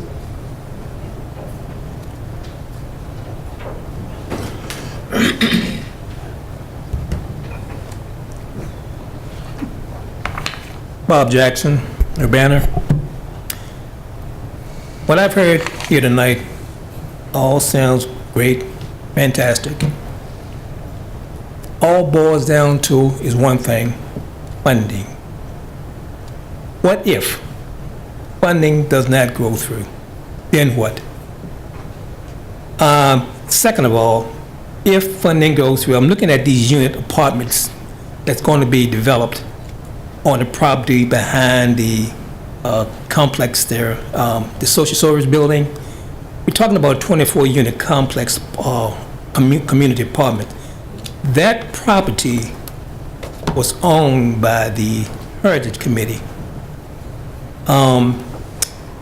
Did some research on it, and I had some other people do some research on it, and there was some restriction put on that land. Now, sources tell me that the restriction is still on that property. What I want to find out is what happened to that restriction that was put on that property, and how did that property becomes the property of the county? Thank you. Thank you, Mr. Jackson. Any other citizens wish to address the board? Seeing none, we will declare the public comment section of the meeting over. And Mr. Chairman, if I could add, we have taken some steps to try to get the public out and receive comment. Of course, we ran the necessary ads in the paper for 2 weeks, and I think we were required to do one, but we ran them for 2 weeks, and that's both ads. We've also solicited some interest in the community by distributing flyers. We have fact sheets that are available for the public's review, and they can take those fact sheets with them tonight. And we will probably address many of the questions that came up tonight in the public hearing on the 19th and have written responses for those. Again, we are required to do that by the grant. And I would just add on to that with my comment that this is such a positive, transformational thing for this county. It is such good news. We have no reason to keep any detail of this covered up. The whole idea is to have it all out there so that every citizen in the county can be as excited as those of us that have been boots on the ground with this have been for quite some time. So these are just wonderful times, and I'm just so happy to have the opportunity to preside over a public hearing over such a nice project. And if there be no further business to come before You have another this- public comment period. Oh, we did. I'm sorry. We have public comment before the 3 o'clock meeting and then after the night session, if we have a night session. So we've got a general public comment period that I will open up now if anybody has any general comments or issues they'd like to address to the board. Hearing none, we will close the public comment period, and if we have a motion for adjournment. Before we adjourn, I want to remind the board and the media here tonight, we have the second public hearing for the grant scheduled in this room at 7 p.m. on June 19th. Right. The Board of Supervisors also scheduled a tentative public hearing on the land use ordinance on June 28th. We will send you calendar invites to that, but we just wanted to disclose that. Thank you. Does that do it? That's it. There being no further business to come before this meeting, the chair will entertain a motion to adjourn. I move that we adjourn this meeting. Any reservation, Mr. Mansfield? No. All in favor signify by saying aye. Aye. Opposed, same sign, so ordered.